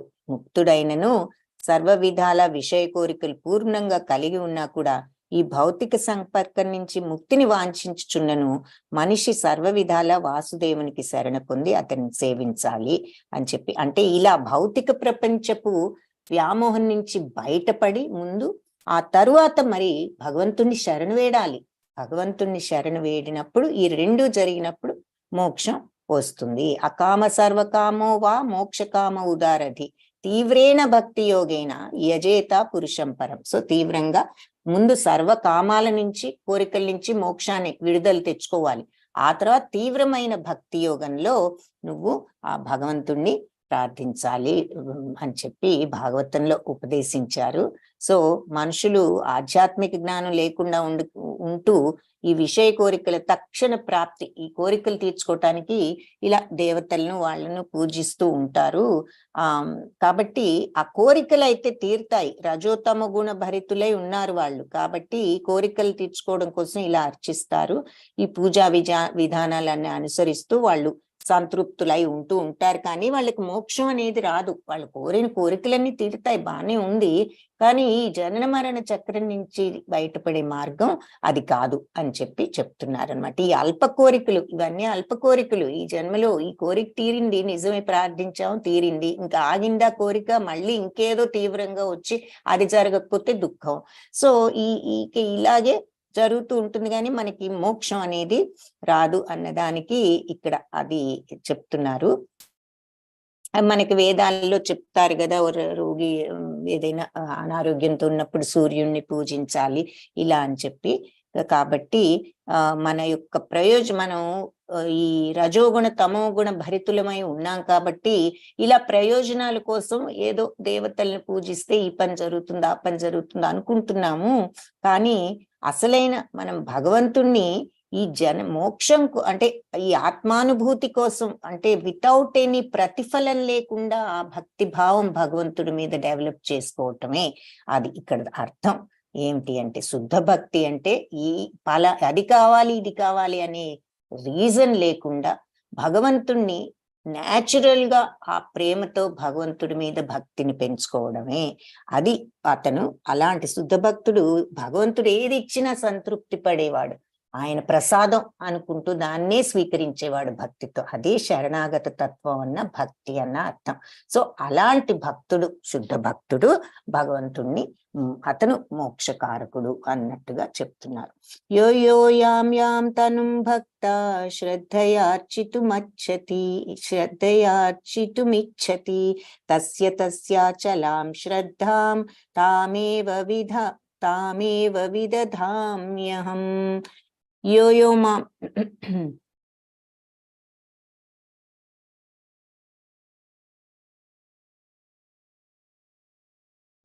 సో నేను యో యో యాం యాం తనుం భక్త, ఎవరెవరు ఏ ఏ దేవతారూపాలతో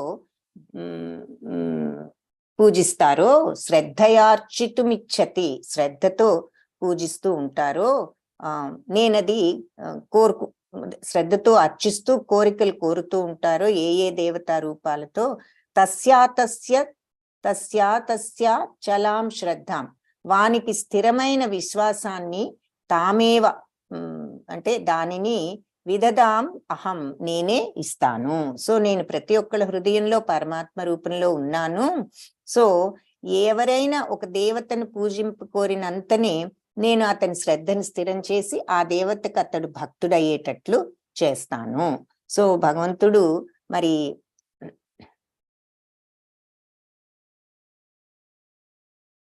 ఆ దేవతలకు కూడా ఆ పవర్ ఇచ్చేది భగవంతుడే అన్నది ఇక్కడ అర్థం. అంటే అది చెప్తున్నారు. సో నేనే అందరిలో ఉన్నాను కాబట్టి ఏ దేవతను వాళ్ళు పూజించినా వాళ్ళ యొక్క శ్రద్ధను నేను స్థిరం చేసి ఆ రకంగా నేను ఆ దేవతకు భక్తుడయ్యేటట్లు చేస్తున్నాను. ఇక్కడ పాయింట్ ఏమిటి అంటే అన్నీ కూడా భగవంతుడే కాబట్టి ఆయన వేరే దేవతలకు పూజిస్తున్నారు అంటే అక్కడ ఏమిటంటే మీనింగ్ వాళ్ళు వేరే కోరికలతో ఉంటున్నారు, వాళ్ళు చేసే పూజకు కారణాలు వేరే ఉంటున్నాయి. భగవంతుడి మీద న్యాచురల్ గా ఉండవలసిన ప్రేమ భక్తి కాదు, ఏదో కారణంతో చేస్తున్నారు.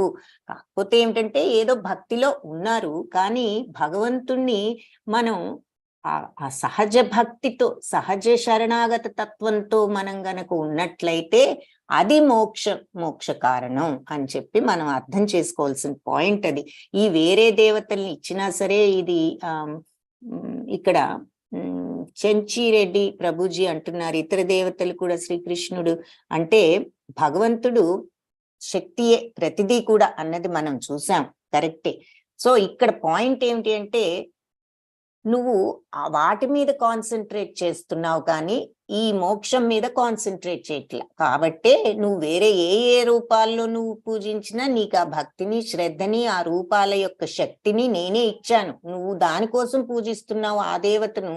ఆ దేవతకు ఆ శక్తి భగవంతుడిదే, ఆయన దగ్గర నుంచి వచ్చింది, అదే వెళ్తోంది, ఆ ప్రసాదం వెళ్తోంది. కానీ నువ్వు భగవంతుడి కోసమే నువ్వు న్యాచురల్ గా ఆ ప్రేమని, భక్తిని ఏమీ రిటర్న్ లేకుండా శరణాగతత్వంతో ఆయన ఏది ఇచ్చినా నాకు పర్వాలేదు, నాకు కావాల్సిన భగవంతుడే అనే శుద్ధ భక్తి తనంలో ఉన్నప్పుడు నువ్వు డైరెక్ట్ గా మరి నీకు వచ్చేది అప్పుడు జనన మరణ చక్రం నుంచి విముక్తి అని చెప్పి చెప్తున్నారు ఇక్కడ. అది అర్థం. సో భగవంతుడు జీవులందరికీ ఇది ఇక్కడ ఈ పాయింట్ చూద్దాము. చెంచిరెడ్డి ప్రభుజీ మీరు చదవండి ఈ భాష. హరే కృష్ణ మాతాజీ. హరే కృష్ణ ప్రభుజీ చదవండి. భగవానుడు సర్వజీవులకు స్వతంత్రతను నొసగి ఉన్నాడు కనుకనే మనుజుడు విషయ భోగమును వాంఛించి దానిని దేవతల నుండి పొందగోరినిచో సర్వుల హృదయాంతర్వర్తి రూపున ఆ భగవానుడు వారి భావముల అవగాహనము చేసుకుని వారు కోరినట్లు చేసుకున్నటకు అవకాశములు కల్పించును. సర్వజీవులకు దివ్య జనకునిగా అతనుడు వాడి స్వాతంత్ర్యముతో జోక్యము కల్పించుకొనక వారు తమ కోరికలు తీర్చుకున్నటకు అవకాశమును కల్పించును. సర్వశక్తి సమన్వితుడైన భగవానుడు జీవులకు విషయ జగమునందు అనుభవించుటకు అవకాశం నొసగి మాయాశక్తి వల్ల తగులుకున్నట్లు ఎలా చేయవలనని కొందరు ప్రశ్నించవచ్చును. శ్రీకృష్ణ భగవానుడు పరమాత్మ రూపున అట్టి అవకాశములు మరియు సౌకర్యములు కల్పించనిచో జీవుల స్వాతంత్ర్యమును పదమును అర్థమే ఉండదంట ఆ ప్రశ్నకు సమాధానం. కనుకనే అతడు సర్వజీవులకు సంపూర్ణ స్వాతంత్ర్యమును వారు కోరినట్లుగా వసగుచున్నాడు. కానీ సర్వధర్మములను విడిచి తనొక్కనే శరణ పొందవలనన్నది అతని చరమోపదేశం. అది మనకు గీతా జ్ఞానపు అంత్యమున దర్శనమిచ్చింది. ఇట్టి ఉపదేశ పాలనము మనుజుని ఆనంద భాగముని చేయగలదు. జీవులు మరియు దేవతలు ఇరువురును శ్రీకృష్ణ భగవాను ఆదిమున ఉండువారు. తత్కారణమున జీవుడు తన కోరికను అనుసరించి ఏదేని దేవతను పూజింపజాలడు. అదే విధముగా దేవదేవుని అనుమతి లేనిదే దేవతలు సైతము ఎట్టి వరములు నొసగజాలరు. సాధారణంగా చెప్పబడినట్లు భగవానుని ఆజ్ఞ లేనిదే గడ్డిపోచ కూడా కదలదు. సామాన్యముగా జగమునందు ఆర్తులైన వారు వేదములను ఉపదేశించిన రీతి వివిధ దేవతల దరిచేరుదురు. అనగా ఏదేని వరమును వాంఛించు వాడు ఆయా దేవతలను పూజించుచుండును. రోగగ్రస్తుడు సూర్యుని పూజింపవలననియు, విద్యను కోరువాడు సరస్వతీ దేవిని పూజింపవలననియు, అందమైన భార్యను కోరువాడు శివపత్ని అయిన ఉమాదేవిని పూజింపవలననియు, వివిధ గుణములకు సంబంధించిన వివిధ దేవతార్చనకు ఉపదేశములు శాస్త్రములందు కలవు. ఏదేని ఒక భౌతిక సౌఖ్యమును కొంద అభిలషించినప్పుడు ఆ వరమును ప్రత్యేక దేవత ద్వారా పొందు కోరికను భగవానుడే వాని యందు కలుగుజేయను. తద్వారా జీవుడు ఆ వరమును బడయించుడును.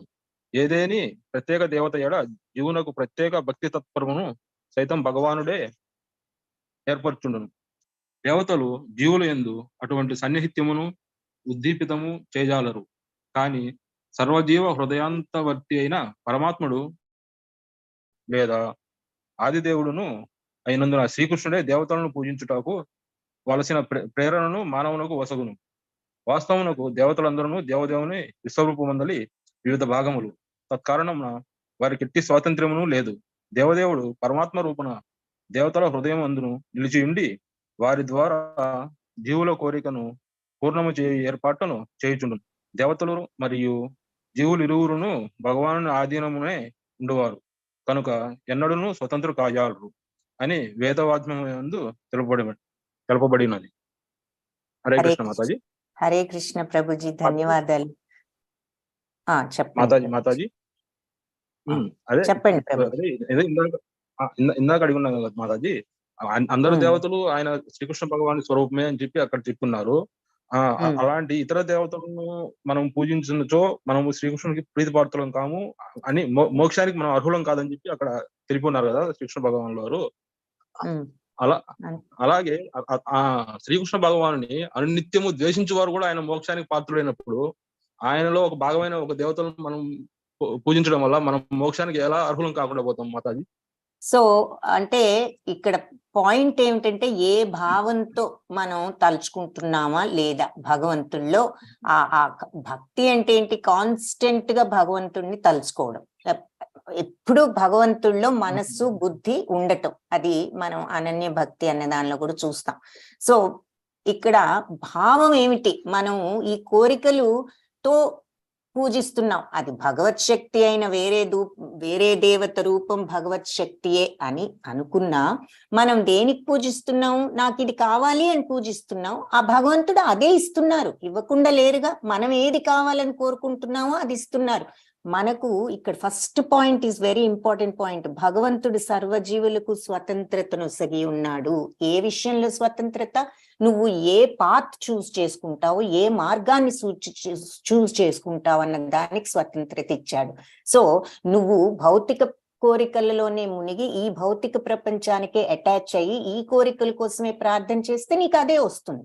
నువ్వు ఈ భౌతిక ప్రపంచం నుంచి విముక్తుడవై నాకు ఈ కోరికలను వదిలించుకుని నేను నాకు మోక్షం భగవత్ పరమగమ్యం కావాలి అనుకుంటే నీకు అది వస్తుంది.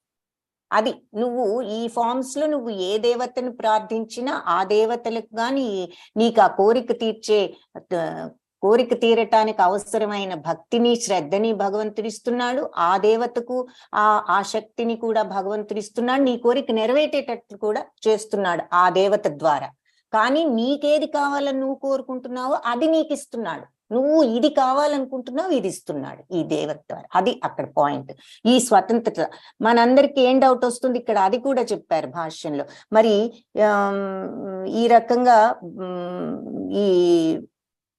మరి భగవంతుడే మనకు ఎందుకు అలా చేస్తున్నాడు అనేటటువంటి ప్రశ్న కొందరు వేయొచ్చు. జీవులకు విషయ జగంలో అనుభవించడానికి అవకాశం ఇచ్చి ఈ మాయాశక్తిలో ఎందుకు పడేశాడు మన భగవంతుడు అని కొంతమంది ప్రశ్నించవచ్చు అని అడిగారు. మనందరికి ఆ డౌట్ వస్తుంది. మరి మనం ముక్తికి వెళ్ళాలంటే ఆ ముక్తే కావాలని మనం ఈ మాయలో మన ఎందుకు భగవంతుడు పడేయాలి? దానికి ఆన్సర్ ఏంటి మరి అనంటే, ఆ భగవంతుడు పరమాత్మ రూపంలో అలాంటి అవకాశాలు సౌకర్యాలు కల్పించనిచో జీవులు స్వాతంత్రం అనే పదానికి అర్థమే ఉండదు అన్నదే ఆ ప్రశ్నకి సమాధానం. మరి మనం అన్ని ఇచ్చి భగవంతుడు మనల్ని రైట్ పాత రాంగ్ పాత మీరు చూస్ చేసుకోండి నాయన అంటే, మరి మనం రాంగ్ పాత్ చూసుకుంటే ఆ స్వాతంత్రం లేదనుకో, ఇంకా దీనికి మీనింగ్ ఏమని? భగవంతుడు ఇచ్చిందే అన్ని ఇచ్చి మనకు ఆ ఇండిపెండెంట్ థింకింగ్ మనల్ని మన బుర్ర ఉపయోగించమని చెప్పారు. సో మన చాయిసెస్ ని బట్టి మనకు ఏది మనం చేసుకున్న చాయిస్లను అనుసరించి ఆ పని సఫలీకృతం అవుతుంది అన్నది ఇక్కడ ఆన్సర్ అన్నమాట. సో క్రియేషన్ అంటే అర్థమే వెరైటీ. అన్ని ఒకేలాగా ఉంటే ఇంకా అది క్రియేషన్ ఎలా ఉంటుంది, సృష్టి ఎలా ఉంటుంది? అది మోనోటనస్, రోబోటిక్ అంటాం మనం. సో క్రియేషన్ అంటేనే వెరైటీ. ఆ వెరైటీ ఎక్కడి నుంచి వస్తుంది? ప్రపంచం అన్ని భగవత్ సృష్టి. మన యొక్క బుద్ధిని మనం స్వతంత్రంగా ఉపయోగించడంలో ఆ వెరైటీ ఉంది సృష్టిలో. ఆ బుద్ధిని ఇచ్చారు, అది ఏ రకంగా ఉపయోగించుకుంటాం అన్నది is completely up to us. అది మన స్వాతంత్రం. సో అది ఇక్కడ అర్థము. సో ఇందులో తప్పులేదు. భగవంతుడిని పొందకపోవడం ఏంటంటున్నారు? భగవంతుడిని పొందాలనా మనం కోరుకుంటున్నాం? మనం ఇది కావాలి అది కావాలని కోరుకుంటున్నాం. మనం ఏది కావాలంటే ఆయన అది ఇస్తున్నారు. అది నువ్వు భగవంతుడే కావాలి, నాకు ఏది అక్కర్లేదు, ఈ భౌతిక ప్రపంచపు వాంఛలు నాకు లేవు అనుకుంటే ఆయనే దొరుకుతారు అన్నది ఇక్కడ భావం. అది that is the final point అన్నమాట. అది ఓకే. హరే కృష్ణ ప్రభుజీ. So hopefully I answered your question. So next శ్లోక చూద్దాం. ఓకేనా ధన్యవాదాలు. ప్రభుజీ? హరే కృష్ణ. సో నెక్స్ట్, సతయా శ్రద్ధయా యుక్తస్తస్యారాధనమీహతే లభతే చ తతః కామాన్యైవ విహితాన్ హితాన్. సో అలాంటి శ్రద్ధను పొందిన వాడే మనిషి ఏదైనా సరే ఒక దేవతారాధనను చేపట్టి తద్వారా తన కోరికను తీర్చుకుంటూ ఉంటాడు. కానీ వాస్తవానికి ఆ వరాలన్నీ నా చేతనే వసుకోబడుతున్నాయి అని చెప్పి మళ్ళీ ఇక్కడ క్లియర్ గా చెప్తున్నారనమాట. అంటే ప్రతిదీ భగవత్ శక్తి అన్నదానికి. అయితే అక్కడ మరి ఆ దేవతను పూజిస్తే మనకు ఆయన శక్తి అయితే ఎందుకు ఆయన దగ్గరికి వెళ్ళట్లేదంటే, మనం ఏ భావంతో పూజిస్తున్నామో ఆ భావమే వస్తుంది. యద్భావం తద్భవతి. ఏది మన భావమో అదే జరుగుతుంది. మన భావం ఇది కావాలి అని ఉంది, అదే వస్తుంది మనకు.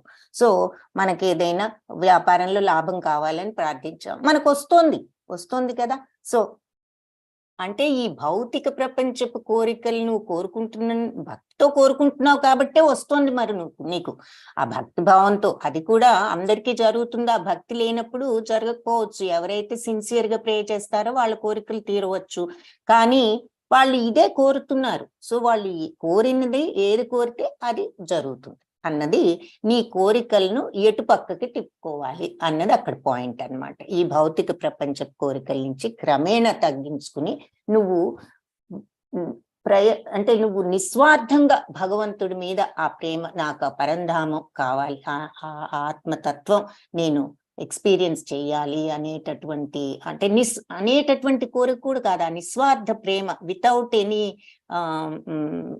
లాభం కోసం కాకుండా భగవంతుణ్ణి నువ్వు అలా శుద్ధ భక్తితో గనక భగవంతుడి పట్ల నీకు ఆ శరణాగతత్వం, ఆ ప్రేమ ఉన్నప్పుడు నీకు అది వస్తుంది అని చెప్పి ఇంతకు ముందు శ్లోకంలో కూడా మనం చూసాం. సో ఈ శ్లోకంలో ఏదైనా దేవతారాధన చేపట్టిన వాస్తవానికి ఆ వరాలన్నీ ఇచ్చేది నేనే అని చెప్పి ఇక్కడ మళ్ళీ చెప్తున్నారు.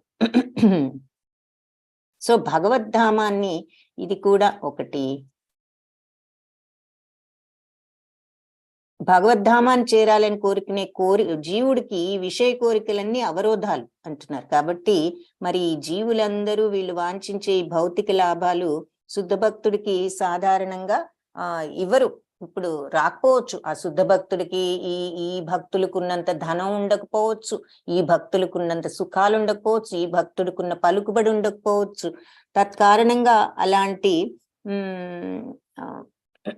అల్పజ్ఞులు భగవానుడి భక్తియుక్త సేవయందు నిలుచుటకు బదులు, కాబట్టి అది చూసి అందరు ఏమనుకుంటారు, పాపం ఈ ఎంతో భక్తితో ఉన్నాడు కానీ ఏముంది ఇతనికి ఏది లేదు మనం అని అనుకుంటారు. అలాంటి శుద్ధ భక్తులు వీళ్ళకు ఉన్నంత వాళ్ళకి లేదు కాబట్టి ఇదేమిటి వీళ్ళు ఇంత భక్తిలో ఉన్నా భగవంతుడు వీళ్ళకి ఏమి ఇచ్చాడని అల్పులు, అంటే మనకు ఈ భౌతిక ప్రపంచపు కోరికలే విలువైనవి కాబట్టి అవి తీర్చగలిగిన కెపాసిటీ ఉంటే మనం గొప్ప అనుకుంటాం. కాబట్టి మనం అలాంటి వాళ్ళని చూసి పాపం వీళ్ళకి ఏమీ లేదు, వీళ్ళు సరైన ఇల్లు లేదు, ఏదీ లేదు, పాపం వీళ్ళు ఇంత భక్తితో ఉంటున్నారు, ఏం ఉపయోగం, భగవంతుడు వీళ్ళకి ఏమి ఇచ్చాడు అని అనుకుంటూ ఉంటాం సాధారణంగా. కానీ మనకి తెలియని విషయం ఏమిటంటే వాళ్లకు భగవత్ ప్రాప్తే దొరుకుతోంది, తర్వాత ఈ జనన మరణ చక్రం నుంచి విముక్తి అన్నది ఇక్కడ. అందుకని ఇలాంటి వాళ్ళని చూసి భక్తితో ఉన్న వాళ్ళు ఇంత చేసినా వాళ్ళకి భగవంతుడు ఏమి ఇచ్చారు అని అనుకుంటూ వాళ్ళు భౌతిక జగత్తుకు చెందిన కోరికలతోనే ఇలాంటి పూజల్లోనే నిమగ్నమై ఉంటారు అని చెప్పి చెప్తున్నారు.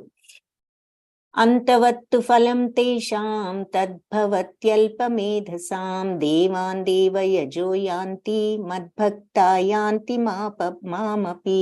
సో అల్పభక్తి అంటే ఉన్నవాళ్ళు, అంటే అల్పభక్తి అంటే ఇక్కడ హయ్యర్ పాత్ మీద భక్తి లేని వాళ్ళు, అంటే హయ్యర్ పాత్ మీద దృష్టి లేని వాళ్ళు, ఈ ఎంతసేపు ఈ భౌతిక ప్రపంచపు కోరికల మీదే దృష్టి ఉన్నవాళ్ళు అని అర్థం. వాళ్ళు మరి ఈ కోరికలు తీరడానికి పూజిస్తూ ఉంటారు.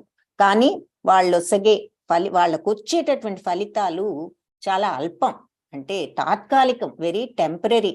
దేవతలను పూజించేవారు దేవలోకాలకు వెళ్తారు, కానీ నా భక్తులు మాత్రం చివరికి నా దివ్యలోకానికే వస్తారు. సో దేవలోకాలకు వెళ్ళి అక్కడ ఉన్నా కూడా ఈ అన్ని లోకాల్లో మరి ఫైనల్ గా మనకి రావాల్సింది మోక్షం కాబట్టి నా భక్తులు నా దగ్గరికి వస్తారు అని చెప్పి చెప్తున్నారు.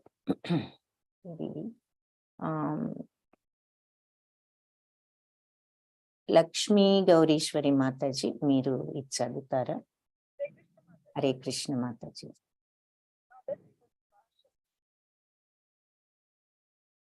ఇతర దేవతలను పూజించే వారు కూడా శ్రీకృష్ణ భగవాను చేరు దూరాన్ని భగవద్గీత వ్యాఖ్యతలు కొందరు పలుకుదురు. కానీ దేవతలను పూజించువారు ఆ దేవతలు నివసించు లోకమునే చేరుదురని ఇక్కడ స్పష్టంగా తెలపబడింది. అనగా సూర్యుని పూజించువారు సూర్యలోకమును చేరగా చంద్రుని పూజించువారు చంద్రలోకమును చేరుదురు. అదే విధముగా ఇంద్రుని వంటి దేవతలు పూజించినచో ఆ దేవతకు సంబంధించిన లోకమును మనుషుడు పొందగలరు. అంతేగాని ఏ దేవతను పూజించినను చివరకు అందరూ శ్రీకృష్ణ భగవానుచే చేరుదురని సత్యము కాదు. అట్టి భావన మిచ్చట ఖండించబడినది. అనగా దేవతలను పూజించువారు భౌతిక జగములందరి ఆయా దేవతల లోకములను చేరగా దేవదేవుడైన శ్రీకృష్ణుడు భక్తుల మాత్రమున ఆ భగవాను దివ్యధామమును నేరుగా చేరుదురు. దేవతలు శ్రీకృష్ణ భగవానుని దేహమందలి వివిధ భాగములే అయినచో ఆ భగవంతుని అర్పించడం వలన కలిగేది ఫలితమే దేవతలను అర్పించడం చేతను కలుగునని భావన ఇచ్చట ఉదయింపవచ్చును. కానీ దేహమునందు ఏ భాగముకు ఆహారము తెలియని వారిగా పరిగణించబడినందున దేవతార్చకులు అల్పజ్ఞానులైన ఉన్నారు. మాతాజీ ఇది వాయిస్ ఏదో బ్రేక్ అవుతుంది మాతాజీ, కొంచెం క్లియర్ గా లేదు. ఏమైనా కనెక్షన్స్ సరిగ్గా లేదేమో చూస్తారా మాతాజీ? ఇప్పుడు ఎలా ఉంది మాతాజీ? ఇప్పుడు బాగుంది మాతాజీ, క్లియర్ గా ఉంది. చెప్పండి, చదవండి మాతాజీ. హ్యాండ్ రైజ్ ని తీసేస్తాను. ఏంటి మాతాజీ? దేవతలు శ్రీకృష్ణ భగవాన్ దేహమునందు వివిధ భాగములు అయినచో ఆ భాగాన్ని అర్పించ కలిగేది ఫలితమే దేవతలను అర్పించిన చేతను కలుగవలనని భావన వదిలించవచ్చు. కానీ దేహమునందు ఏ భాగమునకు ఆహారము సంధించవలనన్న తెలియని వారిగా పరిగణించబడినందున దేవతాలు అల్పజ్ఞులై ఉన్నారు. వారిలో మరింత మూఢులైన కొందరు దేహమునకు ఆహారము సంధించుటకు పలు మార్గములున్నవి పలుకుదు. కానీ వాస్తవములకు వారి వాదము యుక్తమైనది కాదు. ఏలయనగా ఎవరైనా చెవుల ద్వారా గాని కనుల ద్వారా గాని దేహమునకు ఆహారము అందించగలరా? దేవతలు శ్రీకృష్ణ విశ్వరూపం అందరి వివిధ భాగం వారు ఎరుగజాలరు. అంతేకాక అజ్ఞాన కారణముగా వారు ప్రతి దేవతయు భగవాను. హరే కృష్ణ మాతాజీ. ఇక్కడ ఆపుదాం మాతాజీ. హరే కృష్ణ, ధన్యవాదాలు మాతాజీ. హరే కృష్ణ. సో ఇక్కడ పాయింట్ ఏమిటి అంటే ఏ దేవతలను ఎవరిని ఆరాధిస్తే వాళ్ళ లోకానికి వెళ్తాము. మరి మన భావాలు మన కోరికలు కూడా అలాగే ఉన్నాయి కాబట్టి మన మైండ్ కి వాళ్ళు అదే అటాచ్ అయి ఉంది, ఆ అటాచ్మెంటే ఉన్నది కాబట్టి ఆ అటాచ్మెంట్ ఉన్న చోటుకే వెళ్తాం. మన మైండ్ మన అటాచ్మెంట్స్ ఎక్కడ ఉంటే అక్కడికి వెళ్తాం. సో మన అటాచ్మెంట్స్ ఈ రకమైన వాటి మీద ఉంటే ఆ లోకాలకే వెళ్తాం. అదే మన మైండ్ దేని మీద అటాచ్మెంట్ లేకుండా ఉన్నప్పుడు, భగవంతుడి మీద నిష్కల్మషమైన శుద్ధ భక్తి ఉన్నప్పుడు, అప్పుడు మనకు కంప్లీట్ ఈ అటాచ్మెంట్స్ నుంచి డిటాచ్మెంట్ వచ్చి మనం మోక్షానికి అర్హులమవుతాము అన్నది నిజంగా ఇన్సైడ్ పాయింట్ అన్నమాట ఇక్కడ. సో అది కొంతమంది ఇదేంటి ఇప్పుడు మనం అడిగాం ఏ దేవతకు ప్రార్థించినా మరి ఎందుకు ముక్తి రాదు అనుకున్నప్పుడు మరి ఇక్కడ ఏం చెప్తున్నారంటే ఎగ్జాంపుల్ మరి మనకు ఎవరైనా చెవుల ద్వారా గాని కళ్ళ ద్వారా గాని దేహానికి ప్రతి ఈ అన్ని ఆర్గన్స్ ఉన్నాయి, ఒక్కొక్కటి ఒక్కొక్క పని చేయటానికి ఉంది. మనకు మరి ఆహారం కావాలంటే మనం నోటితోనే తినాలి. అలాగే మనకు కోరికలు ఒకదాని మీద ఉండి ఇది కావాలి అనుకుంటే, ముక్తి కావాలి అనుకుంటే ఎలా సాధ్యం? మన కోరికలు దేని మీద ఉంటే మనకు అదే వస్తుంది. ఆటోమేటిక్ గా ముక్తి ఎలా వస్తుంది? మనకి కోరికలను ముక్తి స్టేజ్ ఏమిటి అంటే అటాచ్మెంట్స్ నుంచి బయటపడి భగవంతుడిని స్వచ్ఛంగా శుద్ధంగా భగవంతుడి పట్ల భక్తి, ప్రేమ, శరణాగత తత్వం ఇది వచ్చినప్పుడు మనం అన్నిటి నుంచి బయటపడతాము అన్నది. సో అది లేనంత కాలం, ఈ అటాచ్మెంట్స్ ఉన్నంత కాలం మనం దేంతో అటాచ్ అయి ఉంటామో మనకు అదే వస్తుంది, అదే ప్రాప్తి చెందుతుంది. సింపుల్ లాజిక్ అన్నమాట అది. ఫైనల్ గా చూస్తే మన మైండ్, మన అటాచ్మెంట్ ఎక్కడుందో మనం అక్కడ ఉంటాం, అంతే కదా. సో మన మైండ్ దీని మీద ఉంటే దీని దగ్గరే ఉంటాం. మన మైండ్ ఏ అటాచ్మెంట్స్ లేకుండా మనం శుద్ధ భక్తితో భగవంతుడి మీదే పెట్టుకోగలిగినప్పుడు సహజంగా అప్పుడు అక్కడే ఉంటాం అన్నది ఇక్కడ పాయింట్. అలాగే ఇంకొక ఎగ్జాంపుల్ చెప్తారు. భగవంతుడి శిరస్సు, మరి బ్రాహ్మణులు శిరస్సు అని, క్షత్రియుడు భుజాలని, వైశ్యులు తొడలని, తర్వాత శూద్రులు పాదాలని చెప్తూ ఉంటారు. సో అంటే ఇక్కడ ఆ బాడీలో మరి అన్ని పార్ట్స్ కావాలి. ఈ పార్ట్ లో ఏ ఒక్కటి లేకపోయినా బాడీ పనిచేయదు. సో అదే విధంగా మరి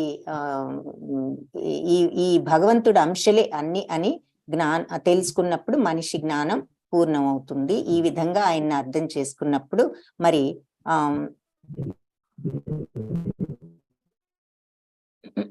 అవగాహన చేసుకునినచో వివిధ దేవతాలోకములను పొందవలసి వచ్చును.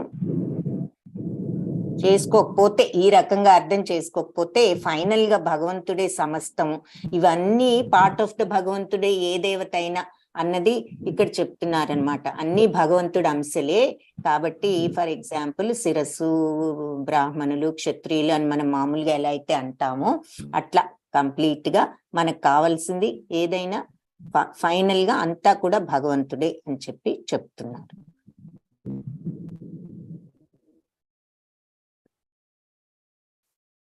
ఇంకా నెక్స్ట్, అవ్యక్తం వ్యక్తిమాపన్నం మన్యంతే మామ బుద్ధయః పరం భావమజానంతో మమావ్యయం అనుత్తమం. సో నన్ను సంపూర్ణంగా తెలియని వాళ్ళు కొంతమంది మందబుద్ధులు అని కూడా చెప్పారు. మాం అబుద్ధయః అన్నారంటే బుద్ధి కొంచెం తక్కువగా ఉన్న వాళ్ళు మరి నన్ను తొలుత నిరాకారున్న ఇప్పుడు అంటే నేనేదో ఇప్పుడు ఈ రూపాన్ని, అవతారాన్ని దాల్చానని అనుకుంటున్నారు. వాళ్ళ అల్పజ్ఞానం వలన వాళ్ళు నాశనరహితము పరంభావం అజానంతో నా దివ్య భావాన్ని వాళ్ళు తెలుసుకోలేక నన్ను అవ్యయుడనని, అంటే నాశనం లేని వాడినని, ఉత్తముడనని వాళ్ళు గ్రహించలేకపోతున్నారు. కొంతమంది ఈ వాళ్ళ వివేకాన్ని ఉపయోగించుకోలేక వాళ్ళు ఈ విషయాన్ని తెలుసుకోలేకపోతున్నారు అని చెప్పి చెప్తున్నారనమాట. అంటే మరి ఏమనుకుంటున్నారు, భగవంతుడి యొక్క అవ్యయత్వము ఉత్తమ నేచర్ ని, ఆయన దివ్య భావాన్ని కూడా వాళ్ళు తెలుసుకోలేక ఈ అవివేకులు కొందరు నేనేదో ఇప్పుడు ఈ అవతారం దాల్చి ఇలా వచ్చాను అని అనుకుంటున్నారు, కానీ నా దివ్యత్వం వాళ్లకు తెలియడం లేదు అని చెప్పి ఇక్కడ చెప్తున్నారు.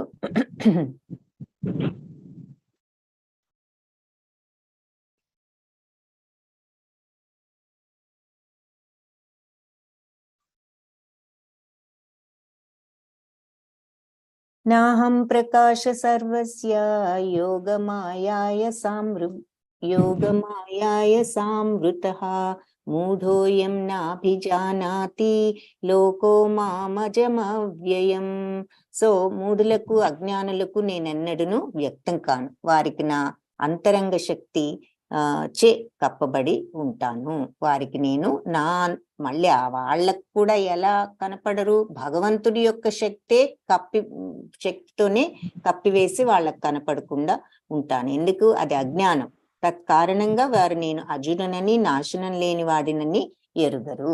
అంటే నేను అజుడనంటే పుట్టుక లేని వాడినని గాని నాశనం లేని వాడినని గాని వాళ్లకు అర్థం కాదు అని చెప్తున్నారు. సో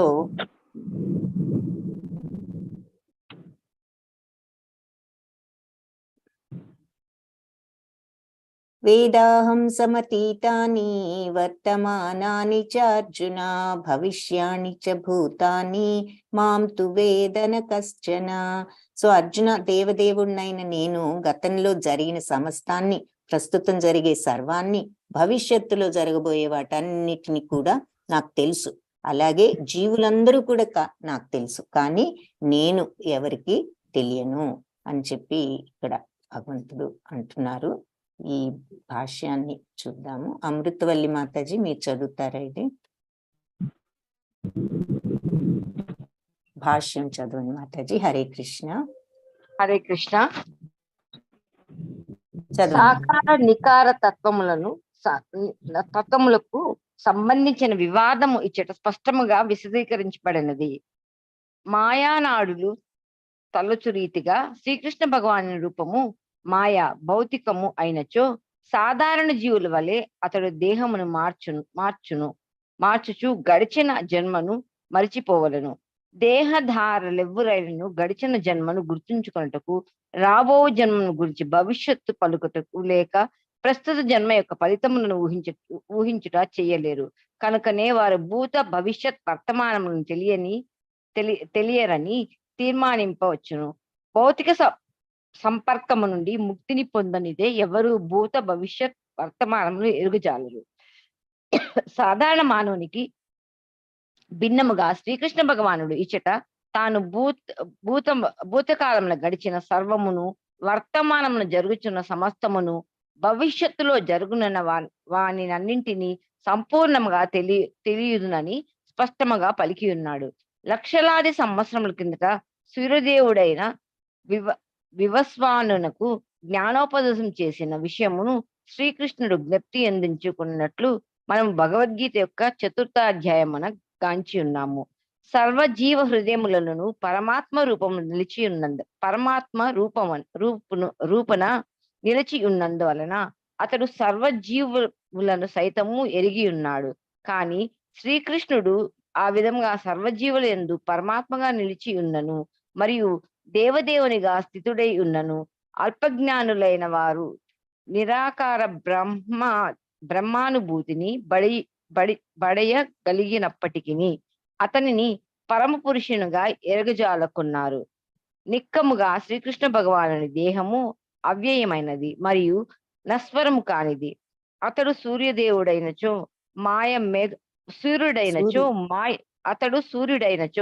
మాయ మేఘము వంటిది. భౌతిక జగత్తులో సూర్యుడు, చంద్రుడు, నక్షత్రాదులు కలిగిన ఆకాశము ఒక్కొక్క మారు మేఘములు తాత్కాలికంగా కప్పివేసినను వాస్తవమునకు అది మన దృష్టిని కప్పివేయుటయే అగును. ఎలైనా సూర్యచంద్రాదులు వాస్తవమునకు కప్పబడరు. అలాగనే మాయ సైతము శ్రీకృష్ణ భగవానుని కప్పలేదు.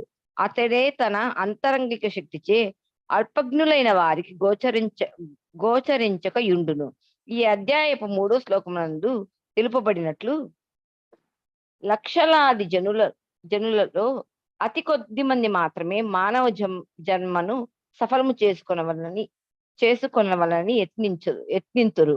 అట్లు యత్నించి సఫలీకృతులై వేలాది మందిలో ఒకానొకడు మాత్రమే శ్రీకృష్ణుని వాస్తవముగా అవగతం చేసుకొనగలడు.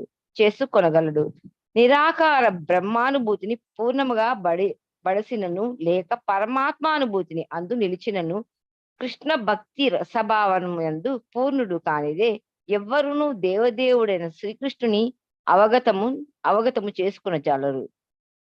హరే కృష్ణ మాతాజీ. ధన్యవాదాలు. ధన్యవాదాలు మాతాజీ. సో అంటే భగవంతుడు గురించి మళ్ళీ ఇక్కడ అంటే భూత భవిష్యత్ అన్ని కూడా నాకు తెలుసు అన్నదానికి చెప్తున్నారు.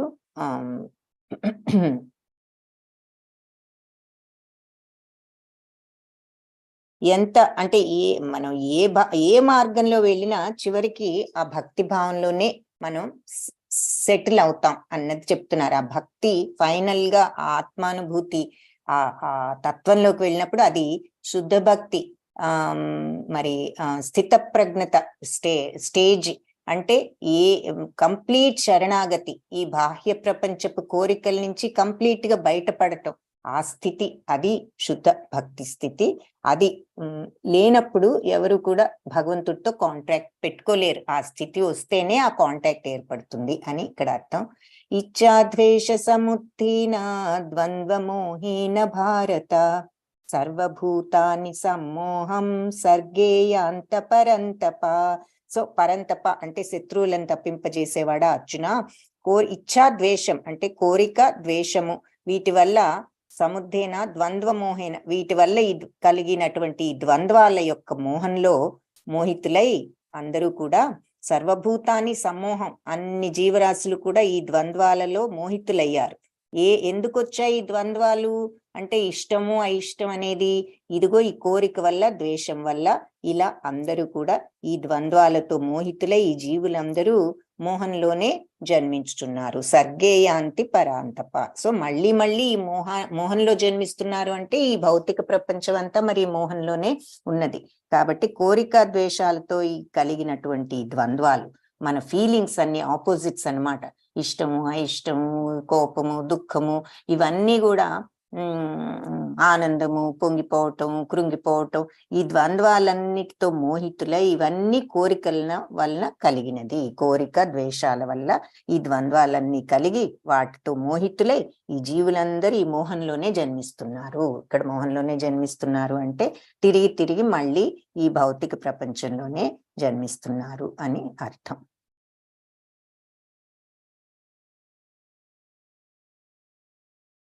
హరే కృష్ణ. శశికళ మాతాజీ మీరు చదువుతారా ఇది? హరే కృష్ణ మాతాజీ. చదువుతాను మాతాజీ. చదవండి. భాష్యంపై జై శ్రీల ప్రభుపాదుల వారికి జై. శుద్ధ జ్ఞాన స్వరూపుడైన దేవాది దేవునికి అధీనుడై ఉండుటయే జీవుని సహజ స్థితి. జీవుడు మోహం చేత అట్టి శుద్ధ జ్ఞానం నుండి విడివడినప్పుడు మాయాశక్తికి లోబడి దేవాది దేవుని గ్రహించలేడు. అట్టి మాయాశక్తి కోరిక ద్వేషములనే ద్వంద్వములలో వ్యక్తమవును. అట్టి కోరిక మరియు ద్వేషం చేత అజ్ఞాని దేవదేవునిలో ఐక్యము కావాలని వాంఛించి శ్రీకృష్ణుడు దేవాది దేవుడనే విషయంలో అసూయను కలిగి ఉండును. కోరికల చేత ద్వేషము చేత కలుషితులు కాని శుద్ధ భక్తులు శ్రీకృష్ణ భగవానుడు తన అంతరంగిక శక్తి ద్వారా అవతరించునని తెలుసుకుందరు. కానీ ద్వంద్వముల చేత అజ్ఞానం చేత మోహితులైన వారు దేవాది దేవుడు భౌతిక శక్తులచే సృష్టించబడునని భావించుదు. అది వారి దురదృష్టము. మోహితులైన అట్టి మానవులు ఈమె నా భార్య, ఇది నా గృహము, ఈ గృహమునకు నేను యజమాని, ఈమెకు నేను భర్తను అని భావిస్తూ గౌరవములు సుఖదుఖములు స్త్రీ పురుషులు శుభాశుభములనే ద్వంద్వములలో మునిగి ఉండు. ఇవన్నీ మోహకారకమైన ద్వంద్వములు. అట్లు మోహితులైన వారు పూర్తిగా మూర్ఖులవుదురు. కనుకనే వారు దేవాది దేవుడైన శ్రీకృష్ణుని అవగాహన చేసుకోలేరు. హరే కృష్ణ మాతాజీ. ధన్యవాదాలు. హరే కృష్ణ మాతాజీ, ధన్యవాదాలు. కాబట్టి ఈ కోరిక ద్వేషాలని ఈ ద్వంద్వాలతో ఈ మోహాన్ని తో ఉన్నప్పుడు నాది నా వాళ్ళు అని అనుకోకూడదా అంటే ఆ స్టేజ్కి వెళ్ళాలి అంటే శుద్ధ భక్తులకి అదేమీ ఉండదు. కానీ మనం ఈ రకంగా సాధనలో ఉన్ననాళ్ళు మనం చేయొచ్చు. ఆత్మ అలా ఉన్నప్పుడు ఆటోమేటిక్ గా స్టేజ్ వస్తుంది అని చెప్తున్నారు. ఆ ద్వంద్వాలలో మరి మునిగి ఉన్ననాళ్ళు మనం కంప్లీట్ గా మరి భగవంతుడితో ఆ యోగా కనెక్షన్ పెట్టుకోలేము. ఏషాం త్వంతగతం పాపం జనానాం పుణ్యకర్మణాం తే ద్వంద్వమోహ నిర్ముక్త భజంతే మాం దృఢవ్రత.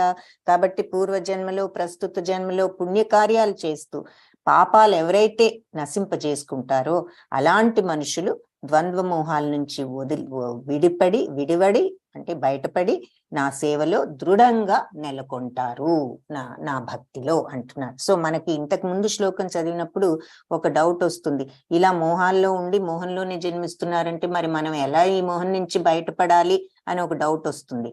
సో మనకి ఇక్కడ ఆన్సర్ వచ్చిందనమాట. ఏమని? పూర్వజన్మలో ప్రస్తుత జన్మలో పుణ్యకార్యాలు చేస్తూ పాపాలను నశింపజేసుకున్న వాళ్ళు, అలాంటి మనుషులు ఈ ద్వంద్వాల మోహాల నుంచి విడివడి నా భక్తిలో, అంటే భగవంతుడి భక్తిలో దృఢంగా స్థితులం అవ్వాలంటే కూడా ఇంత పుణ్యం ఉండాలన్నమాట. అంత పుణ్యకార్యాలు చేస్తూ పాపాలు చేయకుండా మనం కొన్ని జన్మలుగా ఇంత పుణ్యాన్ని సేకరించుకుంటే భగవంతుడి భక్తిలో ఇలా దృఢంగా మనం స్థితులం అవ్వగలుగుతాం. సో దానికి కూడా అంత పుణ్యం కావాలని మనకి ఇక్కడ అర్థమవుతుంది. జరామరణ మోక్షాయ మామాశ్రిత్యయతంతియే తే బ్రహ్మ తద్విధుకృత్స్నం ఆధ్యాత్మం కర్మ చాఖిలం. సో ముసలితనం, మృత్యువు ఇలాంటి వాటి నుంచి విముక్తిని పొందటానికి ప్రయత్నించే బుద్ధిమంతులు భక్తితో నన్ను ఆశ్రయిస్తున్నారు. అంటే ముసలితనం, మృత్యువుల నుంచి విముక్తి అంటే ఎప్పుడు ముసలివాళ్ళు అవ్వకుండా ఉండాలని, లేదంటే ఎప్పుడు మృత్యు రాకుండా ఇక్కడే ఉండాలని భూ ప్రపంచం మీద అని కాదు అర్థం. జన్మ మృత్యు జరా వ్యాధులు ఈ భౌతిక ప్రపంచంలో మస్ట్ అని తెలుసుకుని ఈ భౌతిక ప్రపంచం నుంచి తప్పించుకోవడానికి, మళ్ళీ ఇక్కడికి రాకుండా ఉండటానికి అని అర్థం. సో ఈ భౌతిక ప్రపంచం నుంచి ముక్తిని పొందటానికి బుద్ధిమంతులు భక్తి యోగంతో నన్ను ఆశ్రయిస్తున్నారు. దివ్య కర్మలను గురించి సమగ్రంగా వాళ్ళు తెలియటం వల్ల యథార్థంగా వాళ్ళు బ్రహ్మస్వరూపులు. వాళ్లకు ఈ దివ్య కర్మలు ఏమిటి అంటే భగవంతుడి దగ్గరికి తీసుకువెళ్ళేటటువంటి లక్షణాలు ఏమిటి అనేది వాళ్ళు తెలుసుకుని ఆ ప్రకారంగా వాళ్ళు ఉంటూ భక్తి మార్గంలో, మరి భక్తి గాని జ్ఞాన మార్గం గాని చెప్పారు కదా, ఆ మార్గం అంతా వాళ్ళకి సమగ్రంగా కంప్లీట్ గా తెలిసి ఉండటం వల్ల వాళ్ళు నిజంగా వాళ్ళు బ్రహ్మస్వరూపులే అని చెప్పి చెప్తున్నారు. సో ఇక్కడ 2 పాయింట్స్ అన్నమాట. ఈ జన్మ మృత్యు జరా వ్యాధుల నుంచి విముక్తి చెందటానికి భక్తి యోగంతో నన్ను ఆశ్రయిస్తున్నారు. సో ఈ విషయం తెలుసుకున్న వాళ్ళు భగవంతుడి పట్ల భక్తితో ఉంటూ ఆ రకంగా ఆయన ఆశ్రయిస్తూ ఆయన దివ్య కర్మలను కంప్లీట్ గా తెలుసుకున్న వాళ్ళు అవటంతో వాళ్ళు బ్రహ్మస్వరూపులే. అంటే దివ్య కర్మలు ఎరిగి ఉండటం అంటే మనకు తెలుసు భగవంతుడు దివ్య కర్మలు, కానీ వాళ్ళు అనుభవపూర్వకంగా వాళ్ళు కూడా దివ్య కర్మలు అంటే ఏంటి, భగవంతుడు ఏ యాక్షన్స్ అంటే ఏమిటి, ఆయన ఏది చేసినా ఆయనకి ఏది అంటది, ఎందుకంటే ఆయనకి దేని మీద కోరిక లేదు కాబట్టి. అన్ని గుణాలకు అతీతుడినని చెప్పారు చాలా సార్లు. అవన్నీ నేనే సృష్టించినా నేను వాటన్నిటికీ అతీతుడినని. సో వీళ్ళు కూడా ఈ గుణాలకు అతీతుడుగా వెళ్ళటం, అది భగవంతుణ్ణి యథార్థంగా తెలుసుకోవటం. అంటే ఆ గుణాలేమీ లేకుండా శుద్ధ భక్తి స్టేజ్ లో ఉండటం, వాళ్ళు ఏ కోరికలు లేకుండా వాళ్ళు బ్రహ్మస్వరూపులు. అలా ఉండగలిగిన వాళ్ళు బ్రహ్మస్వరూపులు అని చెప్పి చెప్తున్నారు. వాళ్ళు అందుకని యథార్థంగా వాళ్ళు బ్రహ్మస్వరూపులు. వాళ్ళు నన్ను అలా ఆశ్రయిస్తున్నారు. నిజంగా వాళ్ళు బ్రహ్మస్వరూపులు. ఎందుకు అంటే వాళ్ళు ఎక్స్పీరియన్స్ తో వాళ్ళు నా తత్వాన్ని తెలుసుకున్న వాళ్ళు కాబట్టి వాళ్ళు బ్రహ్మస్వరూపులు. వాళ్ళు కోరికలు లేని వాళ్ళు, శుద్ధ భక్తులు, గుణాలకు అతీతులు నాలాగానే. అందుకని వాళ్ళు బ్రహ్మస్వరూపులు. సాధిభూతాదిదైవం మాం సాధి యజ్ఞం చ ఏ విదుః ప్రయాణ కాలేపి చ మాం తే విదుర్యుక్త చేతస. సాధిభూతాది దైవం అంటే ఈ భౌతిక జగత్తును నడిపే దైవం. ఆది దైవం అంటే సమస్త దేవతలను, అధిదైవం అంటే సమస్త దేవతలను పాలించే దైవం నేను. సాధి యజ్ఞాలన్నిటినీ సార్థకం చేసేది నేనేను.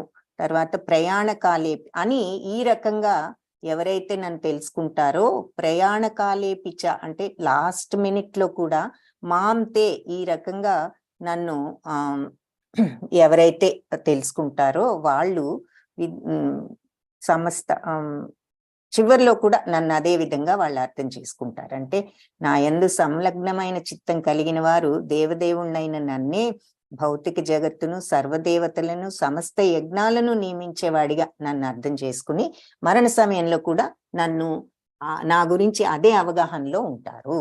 సో ఎప్పుడు నా మీద మనస్సు భక్తితో ఉండేవాళ్ళు, ఈ రకంగా నన్ను అర్థం చేసుకున్న వాళ్ళు లాస్ట్ మినిట్ లో కూడా అదే అండర్స్టాండింగ్ తో ఉంటారు. ఏమని?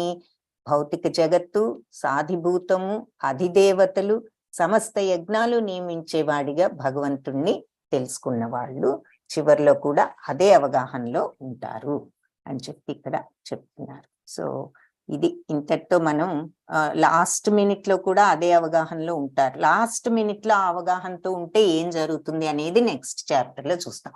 భగవంతుడి మీద కంప్లీట్ మైండ్ ఉంచినప్పుడు లాస్ట్ మినిట్ లో మనకి ఏం వస్తుంది అనేది. సో ఇది 7th chapter ending. Next chapter రేపు ఫ్రైడే రోజున చూద్దాము. హరే కృష్ణ. ధన్యవాదాలు అందరికీ. మళ్ళీ నెక్స్ట్ రేపు వచ్చే ఫ్రైడే రోజు 8th చాప్టర్ చూద్దాం. హరే కృష్ణ అందరికీ. హరే కృష్ణ. హరే కృష్ణ హరే కృష్ణ మాతాజీ. హరే కృష్ణ మాతాజీ. హరే కృష్ణ మాతాజీ. హరే కృష్ణ మాతాజీ.